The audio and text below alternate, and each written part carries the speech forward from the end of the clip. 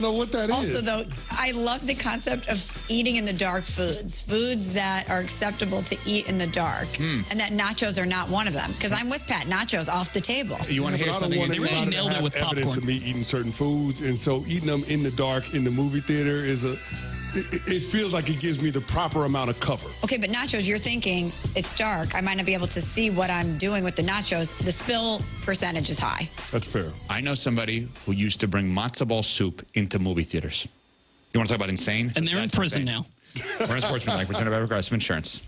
A great lawn is like a great sports team. It takes expertise and a little extra care to really stand out. That's where True Green comes in. They're the official lawn care treatment provider of the PGA Tour, so they know a thing or two about keeping grass looking like a fairway. It's more affordable than you think, and they'll even match any competitor's price. Plus, True Green backs it all up with a satisfaction guarantee. Head to TrueGreen.com today. Let the pros do the work while you sit back and enjoy the results. Limited time offer. Restrictions apply. See site for details. For a limited time at Verizon, you can get our best price ever. That's 4 lines on unlimited welcome for just $25 a line per month with autopay plus taxes and fees. You'll also get the new iPhone 16 Pro, 4 of them for the entire family when you trade in up to 4 phones from our top brands. That's a new phone for everyone, only on the network you can count on. Verizon. Visit a store today. 20 monthly promo credits applied over 36 months with a new line on unlimited welcome. In times of congestion, unlimited 5G and 4G LTE may be temporarily slower than other traffic. Domestic data roaming at 2G speeds. Additional terms apply for phone offer. See Verizon.com for details.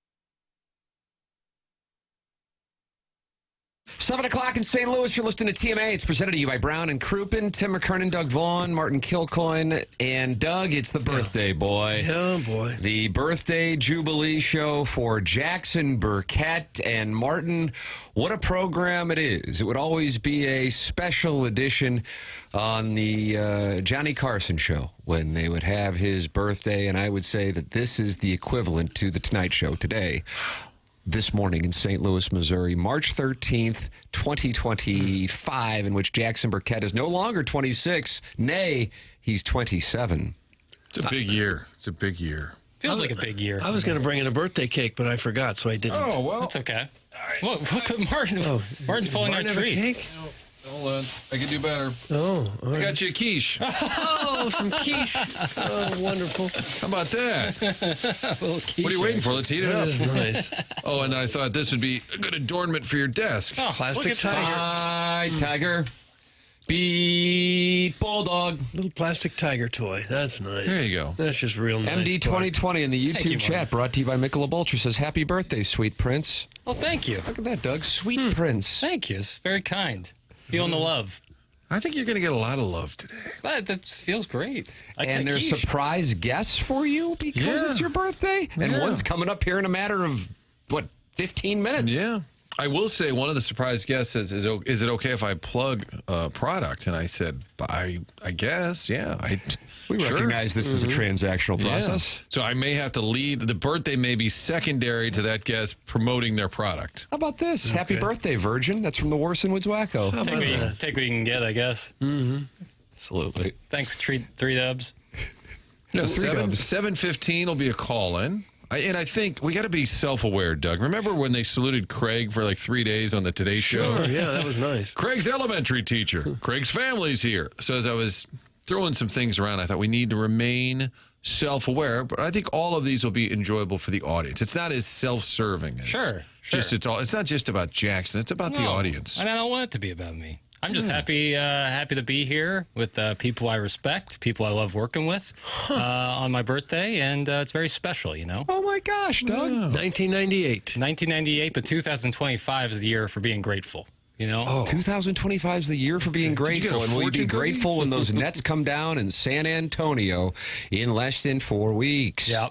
In order to reverse whatever is going on with the Tigers, I think the mustache might have something to do with it. The mustache will be gone by tip-off. Whoa. Mustache is gone by tip-off. Wow, buried the lead, Martin. The beard, is that going to stay? If Mark Mitchell can can cut his hair, I can shave my mustache. Doug, Mark Mitchell cut his hair. Jackson and I were talking about it yesterday after the program, and not on board. Not on board. No, but if it's anything to get the mojo going in the right direction, so that means if I You have would to do cut that off for the club. this Vianney mustache, then that's what I'll do. I'd like to beat the textures to it. So if you're getting rid of the beard, is the girlfriend gone? Sick. That was good. Yeah. All right. Respect. Yeah. No mustache as Jackson's 6 p.m. 27. 27 bills. Now, were you born in St. Louis? Yes. What hospital? St. Luke's? Oh, you don't even know. Oh, Yeah, that's surprising. You don't know. That's stunning. I don't remember. You weren't. I was there. You were there. But I was focused on other things. Breathing mostly. Yeah, breathing is the big one. It's always the big one. I think that's a fair breakdown. Yeah. Throughout your life, that continues to be the number one priority. Yeah, I was on manual breathing probably at that time. If I had to guess, I don't know. Oh, I imagine so. Your thoughts on manual. You can call in. Chairman Kurt is taking the calls. 314-974-0101. Text in 314-399-9646 and email in for the Design Air Heating and Cooling email today. The morning after at InsideSTL.com. The morning after at InsideSTL.com. And that is how you can get involved on this program. Martin, do you know anything about Design Air Heating and Cooling? You know about Seth Goldcamp. You know you're a client and you know they're delightful. I'm a big fan of St. Louis companies that continue to be owned and operated here. Sometimes that name continues, but they'll sell to an out-of-town company. Not the deal with Design Air. All your heating and cooling needs, one spot, designairservice.com. Set up the appointment online. You're going to click that AC pretty soon here. Next thing you know, the air conditioner will be running for 6 months solid. Make sure that it is finely tuned in time for a St. Louis summer. You can do it by setting up that appointment. 1904, that's when it all began. Seth Goldcamp at the family, now 4th generation. Also longest running sponsor. I'm kind of surprised when Buck Swope doesn't win an email that he doesn't just show up at the Design Air office? Has that ever happened to him? He'll text Seth directly? Doug, you track that. I don't. You don't? Oh, No, you don't? Okay. I don't. All right, Probably nonetheless, longest running sponsor, in addition to being a family-owned business for all your heating and cooling needs. We love hearing the reviews from our listeners when they text in and say they've been out to our house. Sign up for that appointment. DesignAirService.com. Eric in the Central West End joins many who are not happy in the text inbox. Oh, no. Can we move on from this Gen Z, look at me, it's my birthday festival? Boy, it didn't take long. Happy birthday. The Cardinals are last in hits, average, and slugging. Second to last in OPS. This is no time to celebrate. That's for the 636. At least they had another big day with the bats yesterday. 2 hits, Doug. That's nice. Victor Scott, though, got one of them. Yeah. Friend of the show got a hit, and so did Pedro Pajes. Yeah. And Scott stole a base, too. Well, And then they're fine. we scored no runs. Didn't get any. Got clipped. Happy birthday to the realest MFer I know. Action Jackson, get that birthday action later. That's from It's Your Boy Fuzz. It's your boy Fuzz. Shout out Fuzz. What does all that mean? You'll have to ask Fuzz. You're going to a birthday dinner, and you're going to Red Robin with the bottomless fries. Is that correct? No birthday dinner. No birthday dinner. Not with the Tigers playing 6. Fight Tiger, beat Bulldog. No, that's I'll be locked in on. I'll be at my parents' house enjoying. Probably get some takeout of some sort. What are you going to get? I don't know. Maybe General Tso's chicken and waffle fries? You can't order Chinese individually, Tim, because it's on the dossier. Doug noted before the show. It's been Still on there. like a month straight. Still there. I'll be deep inside the Stiefel earth, and it'll be dossier. on there. The burning question. And what is it again? Whether you can order Chinese alone. As a single person, but we'll get to that later. We'll get to that. Vertical tease. Vertical? Probably pizza pie, if I had to guess. Take out some pizza pie. Where are you going to get it from, bro? I don't know. So many options, you know. There's so many delightful. I like Dewey's a lot. Nothing wrong with that. You're going to catch hell for it. It's the safest hands in pizza, you know. The safest What in the hands in world pizza. is Is that their slogan? No, but like and is this YOLA? No, this is where you're running into a tough spot. Like, I'm not Well, saying. I mean, it's one thing to say, oh, I love Dewey's. It's another thing to start busting out slogans for them. No, but that's not necessarily like. I'm not saying it's like the best pizza in St. Louis. I would say it's far from it, but. Oh, what a great live We're trashing the DeWitt family. No, but I'm saying every time you order it, you know it's going to be very, very solid. It's safe hands. Jeez, what a terrible endorsement. I'm not High endorsing floor. them. You're saying high floor. High floor. There are some places, Martin, floor. that will go Friday night's pizza night rotation, and it is a wide delta. Yeah. It's kind of like when the cat was on last week. We were talking about the Village Bar and Grill, and his son Tyler identified when the right guy is working. Doug, do you call it the griddle? You call it the griddle? Well, sometimes. Yeah. Then he knows he can get the burgers. I think that might be the case in some pizza places. Wide delta. I was at the Village Bar right after that call with the cat, like the next day. Did they bring up? And I kind of started looking over at the grill, and I wanted to see if the guy with a beard was over there. Can I help you, sir? What do you have? Who's on the grill today? Is there a bearded gentleman on the grill today? Kind of an odd question. It's a tough line of questioning. So your endorsement for the DeWitt family-owned No Dewey's. Yeah. No, It's it's a balloon party in here. It's not bad. It's okay. But Lukewarm at best. No, I'm saying that it's good pizza, but it's got, as Tim said, a very high floor. And You I'm never look- get a bad pizza, is what you're saying. some delivery can alter. That's Certainly. also, I But agree never, with that. we never get delivery. Is that right? Oh, okay. No, pick it They up. can't get into the gated community? It's tough.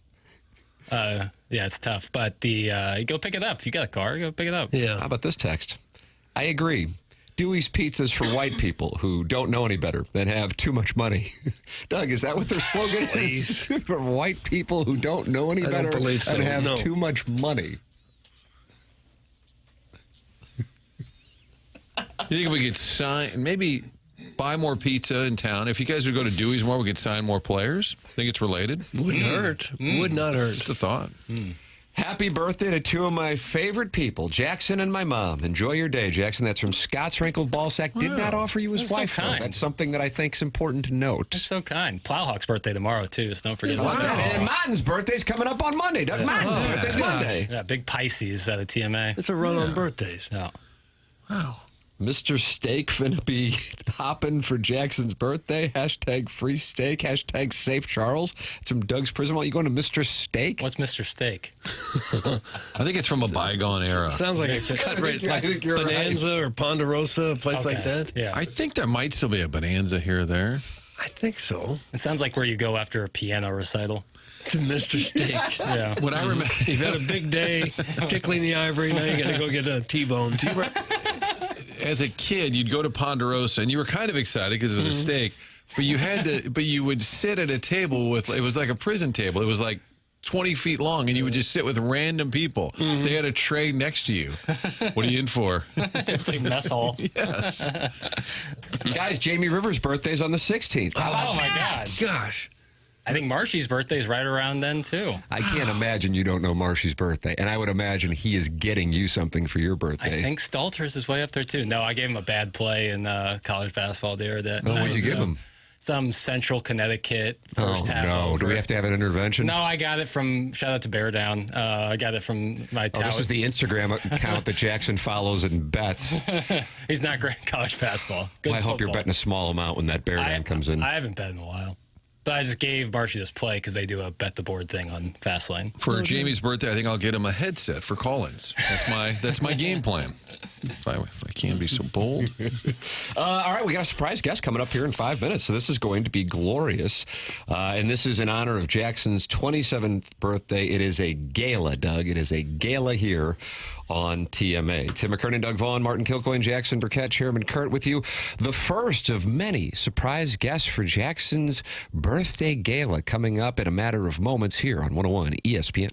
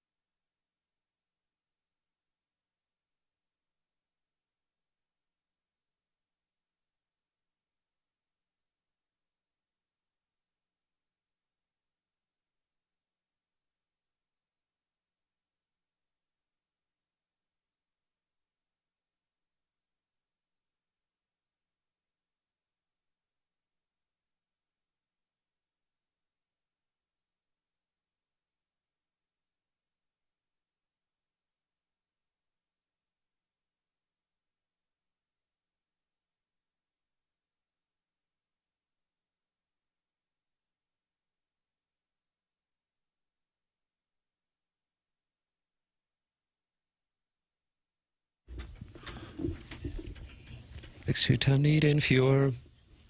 7B, to our enemy. I don't like that. Funeral pyre.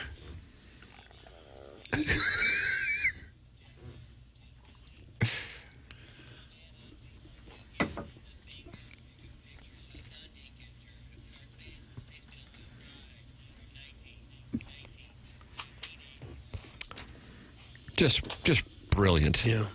It's TMA, it's 101 ESPN. Really nice. The show's presented to you by Brown and Crouppen, Tim McKernan, Doug Vaughn, Martin Kilcoyne, Chairman Kurt Manning, the Collier and Thompson phone lines. But, Doug, today's show is really all about me, but it's also about our birthday boy, Jackson Burkett, 27 years old today. And, Martin, what a wonderful jubilee we have as you have booked a surprise guest for 7:15 or 7:40. We're not sure. There's a little controversy. Martin with a deep sigh. I told Jackson the break, why do I try? Why do I bother? This caller I thought would be important because it's sort of even a baton being passed. Hello, caller. Hello, Martin. Producer Joe. Thank you. We're talking to a man with a landing strip. Oh. And I was trying to think who would bitch about the 25-minute time difference. And producer Joe is in the range of outcomes, and here we are. Hey, numbskull, how about 7:15? Sure, call my cell. That's the text in front of me. I mean, I love you, but it was very clear. Yeah, when Kurt called, I thought it was 7:40. It doesn't matter. It doesn't change anything for me. I didn't go back and look at the text message until after he called. And I was like, I was wrong. Oh, wow. Have we ever heard that in the 9 years producer Joe produced the program? For those not familiar, and I would imagine that's a healthy percentage of the audience, producer Joe produced TMA, initially the Morning Grind, 2004 through 2013, and left right before KFNS became 590 the man and 1380 the woman. Those two stations are still operating today and doing very well financially. No, Tim, actually, they're not in business. Okay, I got it. We're actually 2 days short of the anniversary in all actuality. Is that right? How about that, Doug? Did you know that? I didn't know. I hadn't kept track. So Joe had sort of an idea, get out, and it proved. Joe looked around the landscape of the industry and thought, this isn't where I want to be when I get into my later years. And you have to doff your cap to producer Joe for the foresight. And then the action. And now, Doug, he is an executive. Okay. Yeah. Parking lot executive. Producer Joe, what would you say to your young peer in the TMA family tree of producers? You, of course, being the founding father. And, Doug, you would put Jackson on the Mount Rushmore of TMA producers? Well, sure, of course. Yeah, and producer Joe's the George Washington. Mm-hmm. Huh, how about that? Clip that off. Never really looked at it that way. But I would tell him to enjoy his 27th year, that... And I was 27. I was thinking about this yesterday because I was talking with Mark Hanna in all actuality. And my 27th year was 2006, so the Cardinals won the World Series. Wow. Maybe Jackson will get something good in his 27th year. He would love a Missouri Tiger Final Four run. Sure, yeah. Doesn't sound like producer Joe's real bullish on that. No. I think you should be worried about Mississippi State more than anything else at this point. Not that it really matters, but get off the schneid. Don't say schneid. Off the schneid. I think that was the right term right there. Joe, what would you say was the highlight of your producing career with us, and what would have been the low light? Wow. I almost feel like I can guess these. Was the morning of Game 7 of 2011 World Series. We had a really good show that day. You know what? I got to tell you, that I think is the right answer, and it's a great answer. So that, of course, followed the David Freese game. And who were you able to get on? Joe Buck? Well, I know we had, Ozzie we had Smith? Joe Buck. We had Ozzie. Because that year Izzy was doing post-game or the day after every show with us. And there was one more that was in there. But that one stands out. Calvin May. I think Cal May was on, yeah. He was the leadoff guy. Yeah. And what about the low light? The worst one, I think you guys were doing a show over at the minor league stadium in Sauget, and nothing worked. Yeah, I remember that with the Grizzlies, right? That's right. Yeah. Mm-hmm. Yep. And there was audio of like Metallica that they were playing in the ballpark while we were doing the show, and it drowned us out. The remote equipment didn't work. Joe had been working on booking Todd Aiken, who was a former, what was his role? Congressman? Congressman. And this was his interview that we had been trying to get for a long time, and we couldn't hear him because the Metallica was blasting over the show. Yeah. Boy, Joe, I can just tell you were taken to a dark place, just like that. Hey, real quickly, the Fantasy Baseball League, Martin didn't want to be a part of it, but Charlie Marlowe is making a glorious return. The TMA Fantasy Baseball League, Doug. Joe's the commissioner. That's nice. It's always fun. Boy, it's quite rewarding being the commissioner. A lot of upside. Yeah. You know, I'd be more than happy to hand it off to anybody. Martin, would you be interested in taking over the commissioner? I got some things. Onboarding? You going to try to get Iggy back in the league? Oh, boy. No, the league's full. Oh, okay. Oh, just like that. Tim, look at the text line. Prod Joe's a legend. Big fan of Prod Joe. Joe's the GOAT. I'm like... They love you, producer Joe. Maybe a glorious return. Who is they? A bunch of people texting in. It's not just like it's one guy. Larry Thornton, Henshin, Manute Bowl eligible. Look at that. All really good people. Eric in the Central West End says producer Joe is the sole member of the TMA Mount Rushmore producers. Producer Joe is the GOAT. Libby Jack has a lot of work to do to reach Prod Joe heights. That's from Eric in the Central West End. What a birthday sentiment. I feel like, Jackson, we should ask you what you would like to ask Joe as somebody who's clearly... this is an opportunity for like you Don to Ohlmeyer. Get some advice. This isn't the first. This isn't the first time Joe and I have had a conversation. The first conversation I had was when I was fresh off of a hiring session with one John Hadley, and we were recording the. Button's been activated. We were recording the Big Six podcast, and Joe goes, "Well, it's a great job if you don't like money." That's good counsel. It's good counsel. So this is not my first conversation with Prod Joe, but I do have all the respect in the world for sure. Prod Joe. And so Jackson got the job. And cousin Nick now listens in Minnesota, and I have to, after the show, explain a lot of the inside jokes to him. So Jackson got the job 5 years ago by filling out an application. Producer Joe was hired from Atlanta where he was cutting lawns, and we said you would be a great morning show producer. Is that fair, Joe? No, I mean it's somewhat accurate. I was cutting lawns. I was also producing on the weekends at the station in Atlanta. Okay. And there was a guy, his name was Bernie, who was producing the midday show in Atlanta. And I was either going to end up producing the midday show in Atlanta because Bernie was coming up to you, or I was coming up here. And what should have been a big sign towards everything, they offered me the job on Thursday and asked if I could be in St. Louis on Monday. Nice. Yeah. What about those lawns? Excuse me? What about the lawns? You just left them high and dry? Well, no, I asked for 2 weeks to be able to relocate. And so that's how I ended up here in August, as opposed to the end of July. And here you are all these years later, a career move to St. Louis, and then you stuck and stayed. For now, sure. Yeah. Oh, for Doug, now, you picked that up? Now. It's been 18 and a half years, and he says, for now. 18 and a half years. It's been nearly 21, Martin. Is it? What year am I on? Oh, yeah, I was thinking 06. Yeah. That's when you got fired briefly. I forgot.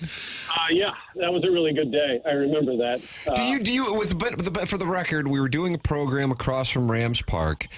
KFNS had given out a number of shirts, very flattering caricatures of Martin, the cat, and myself. We ran out of shirts. The listeners had come. They wanted the free shirts. I don't know how many you were given, a limited amount. 20 or so. 20. You were infuriated that we ran out of shirts, and then you went back to the station. And did you tell the general manager to go F himself? Because a lot of people would say that's insubordinate. It's probably not a good. Yeah, I did. But that was not ever given as a reason for my termination. That was separated by about a month or so. So while it probably played a role in it, it was not written down. Because I asked for some documentation when it happened, and that was still not given as a reason. It probably didn't help the situation. Okay, so there's some acknowledgement. Well, if that wasn't it, do you feel like your career was cut short by the unfortunate injury to your hindquarters? Oh, God. No, not at all. In actuality, it was like a 15-minute blip of Yet it lives forever. Well, it's because you guys just won't let it die. It's not like us. Beat it into the ground. Does it bother you that you're still a topic on the text line fairly consistently? I can't control it, so I shouldn't let it bother me, I suppose. That's fair. That's a good approach, actually. Jackson, you could learn from that right there, too. Although I think Jackson's there. Jackson's reached like the producer Joe Zen at a young age, and that is a great thing to have. Yeah, I did. Doug's got a certain state of nirvana as well. Yes, he does. Mm-hmm. That's just due to old age and near-death incidents. Not giving a rip. Hey, Joe, Joe, is it still true that some people like some things and then some people like other things? I think you got it a little twisted, but yes, the premise is still very much the same. What did I twist? Yeah, what did Martin get wrong about the statement? I think we actually have merchandise some people on like this. some things, some people don't like other things. There you go. Some people like some things, some people don't Some like people other like things, and some people don't like other things. Oh, there it is. The great Joe Pelusi. Tim, you like to get behind the curtain. Yeah. So I thought, well, this would be kind of fun. The original producer, Jackson, is now the celebrated producer of the show. And I thought, and Joe says, well, I'm always up for jacking around. Tomorrow's no good. Busy morning. And I was like, oh, wow, that kind of hurts. And then he said, but if I could promote Easy Passes, maybe we'll make it work. And I said, there we go. There's the payola. Joe, this time of year, you've got a lot of things going on downtown, sporting events. And I always wonder, well, where could I park? What could I do? Do you know anything about that? I do, yes. If you go to easypasses.com, the letter E, letter Z, passes.com, we've got cruise and city and Battlehawks and concerts. It's much easier if you know where you're going to park before you arrive. You can buy full season parking passes. You can buy single game passes. It's very simple. And then you know where you're going to park. You can show up 15 minutes before the event. Don't spend your time driving around. Easy Passes will take care of you. Tim's used it. Doug's used it. Yeah. It's kind of like, people buy movie tickets before they go to the movie so they know where they're sitting. You can do the same thing with parking passes. How about that? Easy Pass. More Yola Deweys and Easy Pass. Again, Tim, well, I'm always up for jacking around. Tomorrow's no good. And then the next text, but if I could promote Easy Passes. Oh, my God. It was scheduled. Yes. Oh, yeah. This is going to be an issue. I folded like a cheap 10. I'm like, whatever it takes to get Joe. Mr. Licks wants to know if you still have a landing strip. Oh. It's really none of his business. So I'm not sure why that matters. Doug, that sounds like a yes. Producer Joe, wonderful to hear from you. Would you like to announce when the TMA Fantasy Baseball Draft is so listeners can gather and watch the Southside Seaman continue its run? Well, opening day is 2 weeks from tomorrow. Because of the votes, we're not going to include the games taking place in Asia. So I would envision our draft will be about 2 weeks from this past Tuesday. Doug, 2 weeks from this past Tuesday. What would the date on that be? That's March 25th, I think. That's right, yeah. Okay. There you go. All right. That way we can make sure you're not drafting somebody who's going to get hurt. I think that's a smart move. Yeah, me, producer Joe, and Charlie put that over the top. That almost didn't go down that way, but we're very pleased with our votes. Producer Joe, we're very pleased to hear from you. Thank you so much for joining us on the program this morning. Jackson, I mean, to have you two right now together, Doug, feels great. This is a moment. Is this like DiMaggio and Mantle getting together? It feels like it. One career wound down in Hall of Fame fashion, and another one sprouts up. Well, people are persisting about the ankle tat. Is there an update on that? Gone. So you had to get that. You got that laser removed, like an adult star in the San Fernando Valley. Yeah, it took about 3.5 years of intermittent. Well, you don't get treated every week. You've got huge gaps in between, but all gone. You can't even tell it was there. Wow. Did it hurt? Does it hurt to have it removed? No. Well, sorry, I just asked. Wow. You just hit it with a little laser? Is that what they do? I didn't hit it with a laser. Well, they someone did. does. Okay. Here we go. Splitting hairs. Producer Joe, thank you so much for joining us on the program. Hey, Jackson. Thank you. Thank you, Joe. What a wonderful sentiment. There he is, Doug. That's producer Joe from 2004 through 2013, producer of this program and proud owner of a landing strip. I think still to this day. One of It the have to be alarming for a lady to discover. He did, I really, think. did not answer the question. Yeah, Mr. Licks asked the tough question. And of all the people we've tried to get on the show, I think we've had a pretty good run. Joe's the first one who said, kind of busy tomorrow. I was like, what? And he said, well, if we could do it early and promote Easy Passes. I can weave in some YOLA. He even texted me and said, good way to bring up Easy Passes would be. And I was like, He gave you prompts. yes. You're welcome to get involved, as many are doing. Now hearing producer Joe, 314-399-9646. The Michelob Ultra YouTube chat, active as the day is long. 201 friends have gathered and are talking it over. That's youtube.com/TMA. STL. It's the Jackson Burkett Birthday Gala. And Jackson, the St. Louis Blues are going to take the ice in your honor tonight and try to keep this heater going in Pittsburgh. Do it for me, boys. Oh, God. I was Like, immediately want that putt back. You want that one back?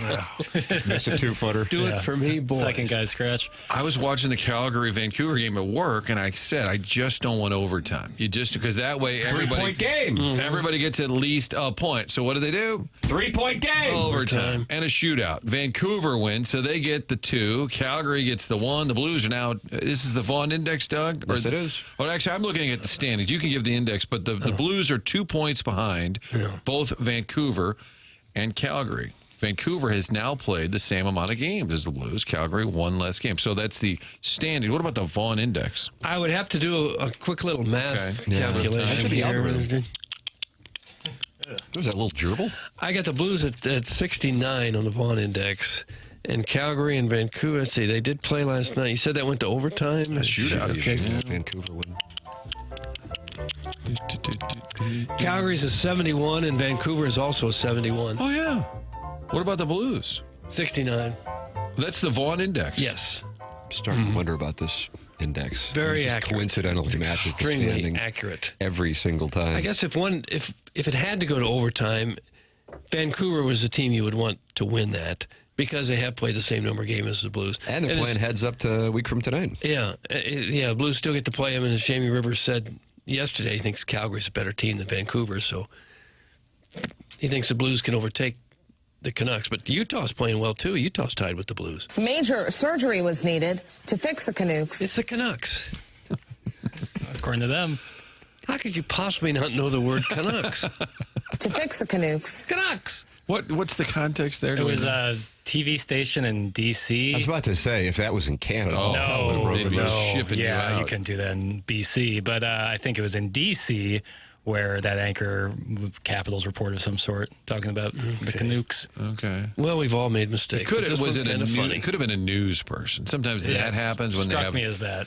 Yeah, we had somebody say Pujols a couple times in the morning, and like, oh, he's kind of a known commodity. He's a little bit. He's not new here. Yeah, that's tough. That means you also can't have even a lick of knowledge about Spanish. Just say Pujols. Yeah, to right. look at that and Right. see that.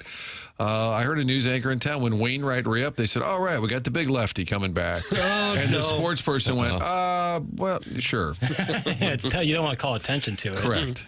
It is TMA. It's 101 ESPN. So McKernan, Doug Vaughn, Martin Kilcoyne, Jackson Burkett on the birthday gala. Jackson turning 27 today, and he will celebrate by watching Missouri take on Mississippi State, which really kind of beat the hell out of LSU last night.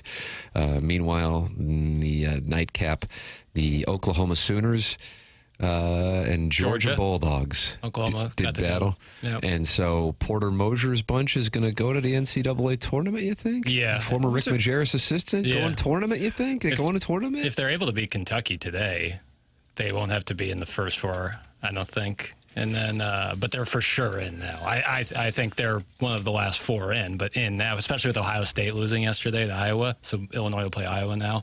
But with Ohio State kind of taking themselves out of contention, the team like Oklahoma for sure gets in my opinion. It's still a little alarming that they're 6-12 in the conference. It's supposed to show you the conference, man. I know. And that would be probably 14 teams in the NCAA tournament from the SEC. Yeah, as Vandy. You thinking Georgia gets in? Yeah, I think they probably will. I mean, that's the thing is like they don't necessarily look at conference record. They're looking at game by game and your resume. And teams like Oklahoma, especially, are red hot and have good wins. You know, Vanderbilt's another team. Like might not have the best conference record, but they have really good wins. 14 teams in one conference. That's a lot. They used to, I was reading the Sports Illustrated had a story about it today, why the SEC has gotten so dominant in basketball. And they were averaging less than 4 bids a season all the way up to like 2017. And then every single team started spending $10 million or more on their basketball programs. And now 14. Yeah. And 3 teams that are traditional football powers, Alabama, Florida, Auburn to some extent, now have higher rated basketball teams in football. Yeah. I mean, in the NIL era, at least this what's year, the excuse anyway, to not have a really good team in both? Good news. We don't have to wonder. We actually know who is in. And Vanderbilt and Oklahoma have the last 4 byes. Oh, wow. And Texas is the first team out. That is being reported this morning by ESPN. And it's Joey Lenore with updated bracketology. Sure. And the thing about it is Missouri and Baylor were matched up yesterday in Cleveland. They're still matched up in Cleveland. And whoever wins that game will take on Tommy Izzo in the round of 32. Meanwhile, Illinois has moved out of the bracket, and they will be taking on Oklahoma at Porter Mosier. And look at what the committee has done. The guy who coached in Loyola, Chicago, now will face Illinois.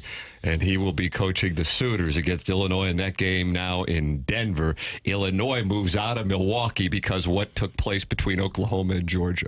Yeah, we just don't know. We have to wait till the conference tournaments are played. We don't know who they're going to pick. Illinois will get a chance to avenge Missouri's loss to Kentucky. We don't know. Because they will take on Big Blue Nation in the round of 32. You got a starting time on that, too, I guess? 2:30. Oh, gosh. Porter Mosier nicked Illinois when they were really good. Remember, Illinois was a 1, I think. Kofi Coburn, that was the year in Indianapolis. I'm pretty sure. The gentleman with the mustache. Bigger fella. He had a mustache. He was really putting in work. On Illinois? On Loyola.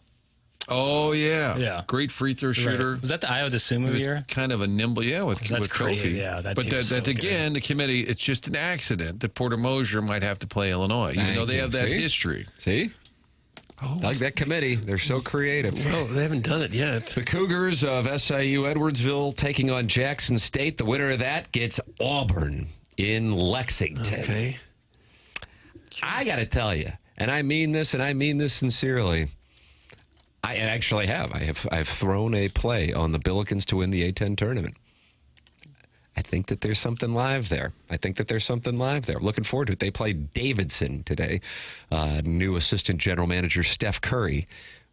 He, I'm sure, will be monitoring that one. And that's a 1 o'clock tip. Why in the world would he want to be the assistant general manager of Davidson? I know he went to Davidson. Love for his program. But what's he going to do? Help recruit players. Best shooter of all time. Is it trying to get you to come to your school. Doesn't feel like Jackson's kind of talking down. I don't mean to. I don't mean to. If you're telling me they want his money to help pay for some NIL business, I could say, well, no, it's okay. his influence. If I'm good, doesn't feel like a day-to-day. He's not in the office every day. Well, I know, but if I'm I'm saying to Doug, it's not like it's a day-to-day job. If I'm a 17-year-old recruit or a guy looking to transfer and Steph Curry is at my meeting, yeah, the chances of me going to that you school think he's going to the exponentially. meetings, the recruiting meetings? Every once in a while. I'm not saying he's going to every single one. Yeah, or Yes, a FaceTime from him. But couldn't he have been doing that already without being the assistant general manager? Well, he's going to let his beak a little, I assume.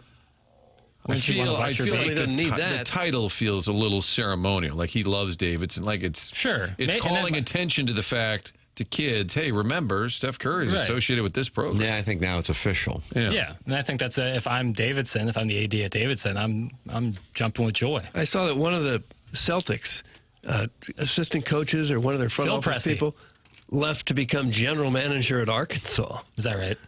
Since when did colleges have general managers? Who's the general manager at Mizzou? Mizzou doesn't have a GM yet, but a lot of teams, football-wise, have been hiring GMs. Andrew Luck at Stanford is the GM. Well, why don't we have a general manager? Notre Dame hired a GM. Why don't you go become the general manager at Mizzou? New twist. That would be a bad idea. Why? Who do I know? You got to get some people with some influence. You know, You're on Dennis Gates' roster now. It's true. Maybe in 25 years.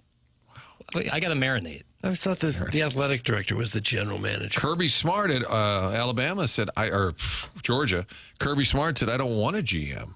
He's like, I want to be in control of things. Yeah, I get that. Yeah, especially him. Yeah, he doesn't need I think it's more of a slappy running around. I think it's more of a like a salary cap position where you're handling the money, getting the money coming in. How much do we have allotted for wide receiver next year? Kind of like what's our coaches QB? focus on the product on the field. I think that's what these are largely about. Yeah. Cameron Krutwig, the big man for Loyola with the stash. Yeah, right. Cameron Krutwig. Yeah. For the record, Billikens and Davidson. That's a 1 p.m. tip today in a tournament. Now, that, of course, depends on what time the Bonnies and Duquesne end, because they get underway at 10:30. And that, of course, is taking place in Washington, D.C. Billikens -4, -185 on the money line. And I have fired a bullet. You have fired one. Missouri and Mississippi State. Jackson, guess the spread. It's 2.5, isn't it? It's 3.5. 3.5. Missouri -3.5. They beat the hell out of the Bulldogs in Starkville. It was about 6-7 weeks ago. Mm-hmm. But Mississippi State, I was watching the postgame last night. They're on a mission to shove that right back up their backsides. Illinois beat the hell out of Iowa. 2 weeks ago, about? Maybe in less. And they will get a chance to see the Hawkeyes again. Illinois is -11. Really? How about that? Wow. -650 on the money line. Illinois, yeah. I mean, I think safe to say that they're much closer to the team at the beginning of conference play than they were towards the middle of conference play, peaking in that Duke game where they looked just awful. But they were really unhealthy. Now they're healthy. Here come the Fighting Illini. Tim rolled out the Hope-O-meter, I believe, in baseball That was from the yesterday. Athletic, yeah. Kind of like the Hope-O-meter. What about the confidence meter for all you Mizzou geeks, huh? What do you think today? Do they get it together and roll, and do you need that? It's the first 8-minute thing. Again, like you got The first 8 minutes against Kentucky defensively were great. It was the offense. Yeah, you got to do it on both sides of the ball. If you go out there and you punch them in the mouth in that first 8 minutes, then I think that's a foul. You cannot punch him in the mouth. Technical, I maybe. know the game, Jackson. Prison rules. Sorry. I'll get better again. This is why I need 25 years to marinate. Yeah. If you go out there and come out strong in that first 8 minutes, then I think that establishes, get a little confidence back. Then the confidence meter goes way up. But if you start flat again, then now don't get down. You're the future GM. It's your birthday. And I know. You got Missouri playing. You got the Billikens playing. You got Illinois playing. You got tournaments all day long. You got the players going on in Ponte Vedra. What else could you ask for? I'm loving Cardinals it, baby. had 2 hits last night. It's the year of being grateful. I don't know how much more heartbreak I can take. Uh-oh. This guy's going in with You're PTSD. really struggling right now because they've lost 3 in a row and 4 out of 5. No, I'm staying. I'm feet firmly planted on the wagon. I'm still rocking. Maybe you should just order Chinese by yourself tonight. Keep it simple. General Tso's and waffle fries, please. I have to put a lean on Did my your dad home. go there with you in terms of the emotional stress in the game? No. I mean, he gets fired up and he gets angry, but I don't think it sticks with him as long. I like that. Mizzou has to win today. You have to get confidence. If you lose, you are not getting past the first weekend of the tourney. This is the biggest game of the year. It's from the 314. Oh, I don't know if this is the biggest game of the year. The biggest game of the year will be their NCAA tournament game. Right. I think you could say that every next game is the biggest game of the year. But this is important. You want to get confidence before going to the big dance. This is a prime opportunity. John Rothstein calls Chris Jantz. He says he's the dentist. You know, Rothstein has his little sayings. He sells something- T-shirts. He sells T-shirts, but Chris Jantz is the dentist. And I thought, okay, I'm not following. I'm trying to. Mississippi State is free money today. That's from the 314. From the 314. I'll remember that. Mizzou going to full Mizzou. They out. That's from the total package. They are out would be proper grammar there. Yeah. Well, it's going to make people really happy when Mizzou loses. Because you're not doing a live stream, but you will during the NCAA tournament. That's the plan. That's the plan. That's the plan. That's the plan. That's the plan. Sounds like, Doug, there might be a little wiggle room to press eject on that. That's my read. I said I'd do it, so I'll do it. Man of his word. I have to re-get StreamYard. It is expired, but I'll refresh it. Are you going to watch these games alone, or do you? Well, if I'm streaming, emotional I'll be alone. support. No, if I'm streaming, I'll be alone. How do you set up the camera? It's on the laptop. Tripod there? Laptop. Oh, laptop. Yep. I'll be watching that. Hopefully, a lot of people. I might have a watch party to watch you. That's not a bad idea. Like people coming over. You got the Inception. game on? Nope. Watching on the big TV of me, Yes. and then on like a little tiny little. Following the Gamecast on my phone. You could become like one of these guys who makes a six-figure income by having people watch them play video games. Twitch, Manuel Ferrara, That's friend the of the show. darndest thing I've ever heard of. Yeah, it's major money. Watching other people play video games. Birthday boy should have never done that interview with Gates. That's from Marcelo Zuna's alarm clock. Folding like lawn chairs, the Como kitties are going down. That's from the Veiled Prophet. Okay. Jackson, why don't you do the live stream with the Plowhawk? How about that? Plowhawk not really high on Missouri. You will not do that. I like if Missouri's doing bad and there was like a little sly joke, that's not something that I can like just like let breeze by. Yes, you could. wow, you would like put a bullet in some guy's head? No, I just like that's. But I don't like that. Like I have friends like that who are like trolls and think it's funny. Like when Mizzou's playing to be like root for the other team, and that's not like. I don't want to be around that at all. Well, how are you going to handle the chat while you're doing the live stream? Because that's what it's all going to be. I deal with a chat 5 days a week. Yeah, but you're not emotionally invested like you will be during Missouri and the NCAA tournament. If I hadn't done it with the Princeton game and the Utah State game from 2 years ago, then I wouldn't. Then I would also think the same way. But I did it, and I was okay. I can get past. It's like nameless, faceless people. I can like, all right, get out of here. But like, if someone I know and love, like the Plowhawk, is saying some things, then I might say something I regret. That's what I want to see. I want to see the Plowhawk there chirping you, and you getting upset. No, why would I put myself through hell through my favorite thing? Because it's entertaining for the rest of us. Well, how about you do it then? Because it wouldn't bother me if you chirped. That's true. That's the damnedest part of it that's all. the Doug Vaughn Nirvana. I know. That's what's annoying. Get involved on the program. Call in. Jackson Burkett birthday gala. Birthday wishes are solicited here on the program today at 314-974-0101. You can text in at 314-399-9646. Got the YouTube chat. 219 friends gathered in there talking it over. YouTube.com/TMASTL. And that is brought to you by Michelob Ultra.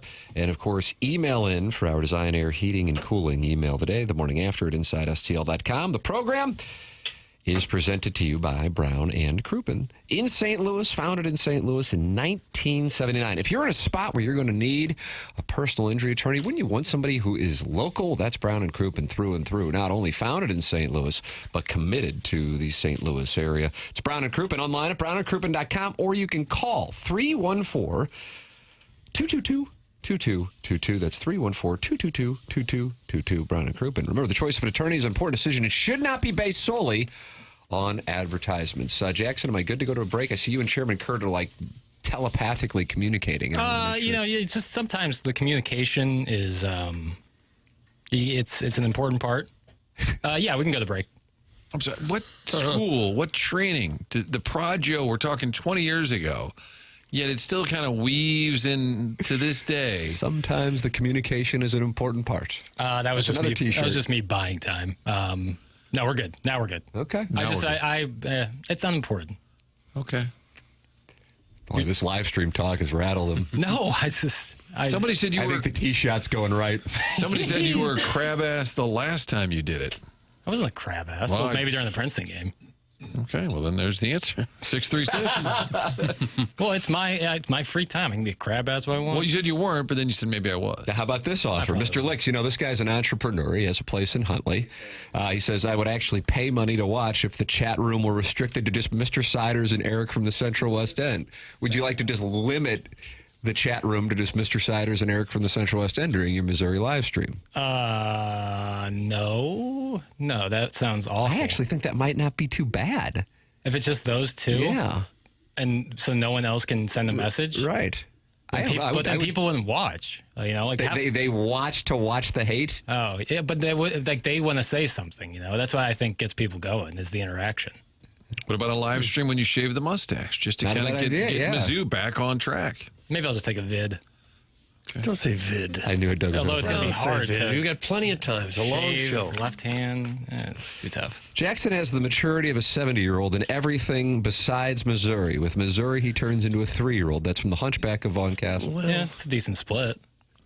I mean, wouldn't you prefer that than like the opposite? Like acting a 3-year-old everywhere else, but then with Missouri, you're like a very calm 70-year-old person. Probably wouldn't be here, to be honest with you. Yeah, exactly. So, Mr. Sider says he's sold, so he's in. If they are willing to pay, like $5,000, Wow. Well, you got I thought Prod Joe ran a hard no, bargain. you got to move the needle. Eric in the Central West End is out. I wouldn't waste my time watching Mizzou anyway. Eric in the Central West End is out. So Mr. Licks and his investment. I didn't even want that to be the case, anyways. You know, you don't have to What sell if each me. one said, "Here's $5,000," and you got Then 10 grand? absolutely. All right, there you go. I'll do a topless if they ask. Oh, you want? For $5,000 Now a you're piece. negotiating against yourself. I'm going to step in here. Here's the deal. We'll give you half that, and then you ask for even less. And just keep going down. It's all in a gift card. Yeah, we'll get you a gift card. Now, it may or may not have some balance on there, but you go to Slider House. I'll meet you there. They know me. 7:51 in St. Louis. Time check brought to you by Clarkson Jewelers. This is TMA 101 ESPN.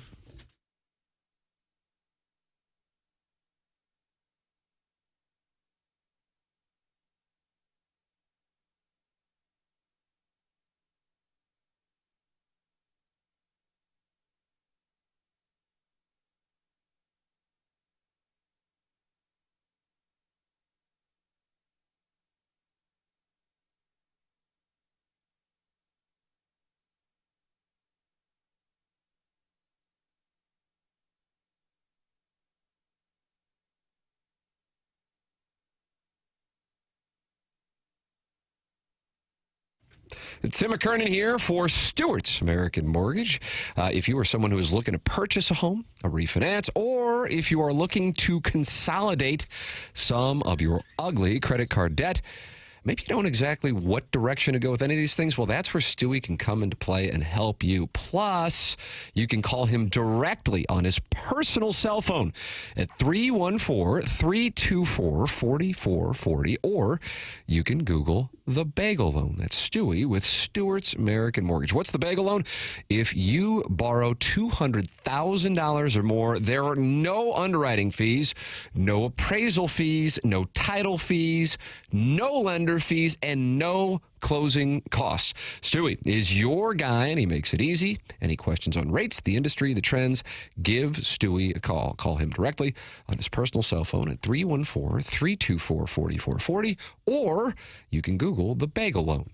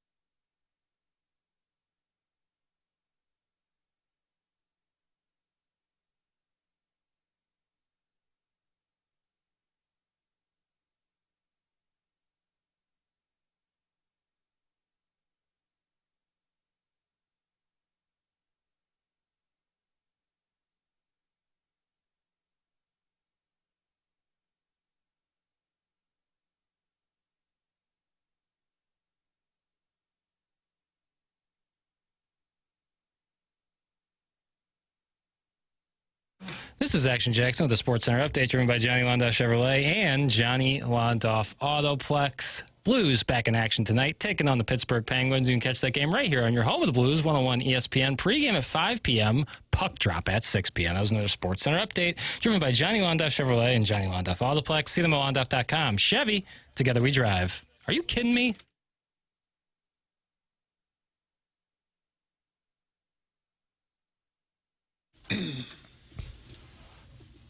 Nice.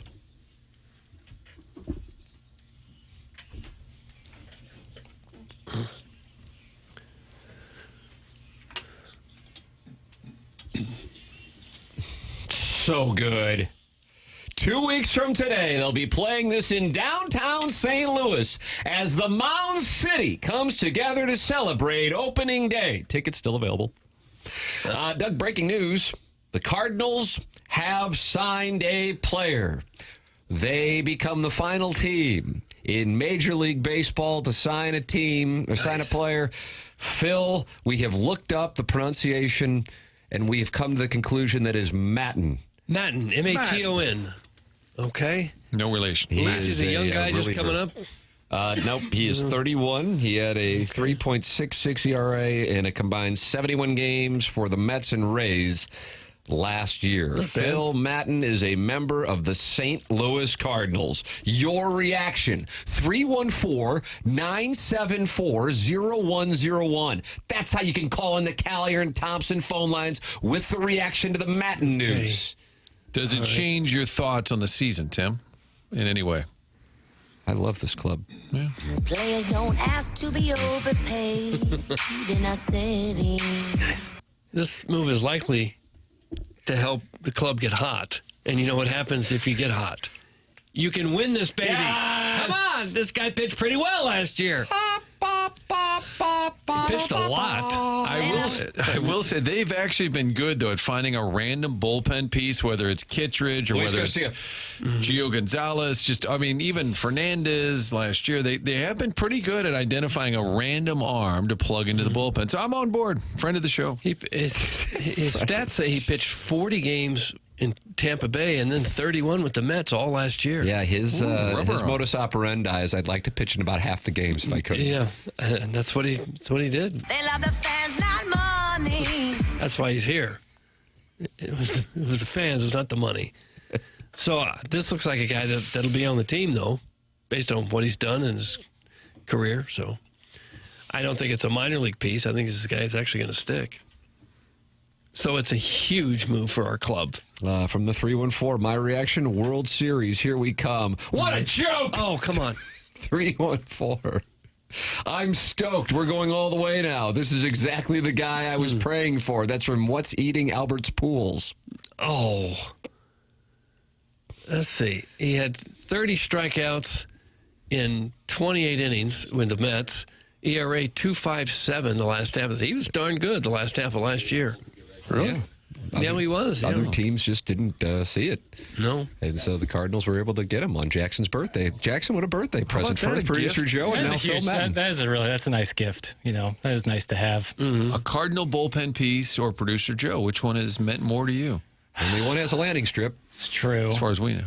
If they had announced last year that there was going to be a reset and the guy we're bringing in is Phil Maton. Who's 31? Yeah, would everyone have been excited about it? What if they said the person we're bringing in is producer Joe? Yes, excited, very much so. There we go. We've got a guest on the line, Tim. Oh, my goodness. Yeah, well, it's Jackson's birthday. And it's nonstop. People are dropping by in honor of Jackson's birthday. Is this a surprise guest? Yeah, only to Jackson, really. Okay. Well, to the rest of you, too. Ladies and gentlemen, it's another surprise guest for this Jackson birthday jubilee. Surprise guest, welcome to 101 ESPN. You're on with the birthday boy. Jackson, I remember 28 years ago when you burst into this, is it 27 or 28? When you burst into this world, we knew there was something special looking down at that face in that crib, and I knew Right, Ben, this boy will grow up to be a producer on a morning show on ESPN someday and carry Tim McKernan's clubs to and fro his car. Oh, wow. Cut that off. Sounds like former President Bill Clinton or former Rams head coach Mike Martz. If he loves Trent Green. I don't even know what that voice was. Hi, guys. How are you? Hey. Jackson Joe Buck calling in for your birthday. It really did sound like Bill Clinton. I feel... Hey. That was kind of nights around D.C. We were running around. Yeah, you ran around with President Clinton. Kind of a Bill Clinton and then like an older Eli Drinkwitz kind of just hanging on the porch. I'll take your word for that one. Yeah. So it's Mayton, just so you know. Is it really? Yeah. We actually went through and did the pronouncer on Google. And Google gave well, it's nice to have people who call World Series games calling in and correcting Well, I us. mean, unless he's changed it from when I was way back when I was doing baseball. Yeah. And now he goes by Matten. Back then, or I was getting it wrong because he pitched every night for the Astros. That's his thing. I was calling him Mayton, and nobody corrected me. So Phil Cougar that's what I would go with. We prefer Madden. But it looks like he's pretty good based on the stats. Looks like a pretty good pitcher. Not that we followed his career closely. Clearly. Yeah, since we didn't know his name. Joe, you recall we talked a couple months ago and you said the 2025 slogan is Cardinals off-season, sitting this one out. And what are the chances that the next time we talk to you is the split second that they signed their first player? It's amazing. And here we are. I mean, they didn't rush things. Let's say that. They didn't rush. I mean, we're in March. We got opening day 2 weeks away, and they have signed somebody to a major league contract. This is it's a watershed moment in the history of the franchise. Exciting, that's for sure. Watershed. Joe, you know, in your world, the producer is so vital. The great Pete Macheska. I'm trying to think of some of those. I'm going to rattle off. Richie Pete Zions. Macheska, yeah. Yeah, Richie Zions. And then now Jackson Burkett in that same role. Yeah. And you could probably tell the job he does for us. I mean, these people are invaluable, and I know that Jackson are we going to Action Jackson? Action Jackson, Carl Weathers, and Vanity. Yeah, similar builds. I mean, you're the glue that holds this mess together every morning. So congratulations to you. Happy birthday. I've never really considered birthdays this great accomplishment. I don't know why they are celebrated but so jovial. At any rate, congratulations on one more trip around the sun. Thank you, Joe. Thank you, Joe. This is a very special moment. But no great accomplishment. Yeah. No, great accomplishment. Just being born, but it is nice. Maybe Hallmark should make a card. You really didn't accomplish anything other than crawling out. Yeah, like, here Joe you Buck are. with his thumb up. Joe's Hallmark version. I'd buy that. Thank you, Joe. That means a lot. Thank you. Wow. Yeah, so I'm sure it does. Can you do a Mount Rushmore of Team A producers? Well, I don't want to put Joe on the spot. Well, I'm going to short that market. It would be surprising. Well, I think he's too busy. Too busy calling Super Bowls and World Series. Oh, there's no time for this show? I think so. I actually do think that's exactly Studying right. how to say Phil Matton's name. Yeah, well, Mayton. There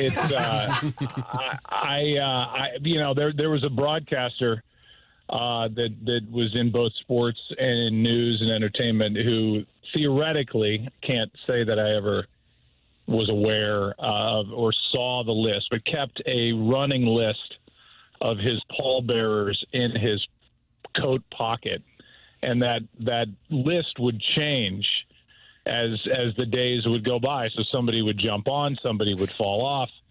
Maybe that person would then get back on, depending on what they did. So it's sad that on a Mount Rushmore, I think you could only come up with 4, right?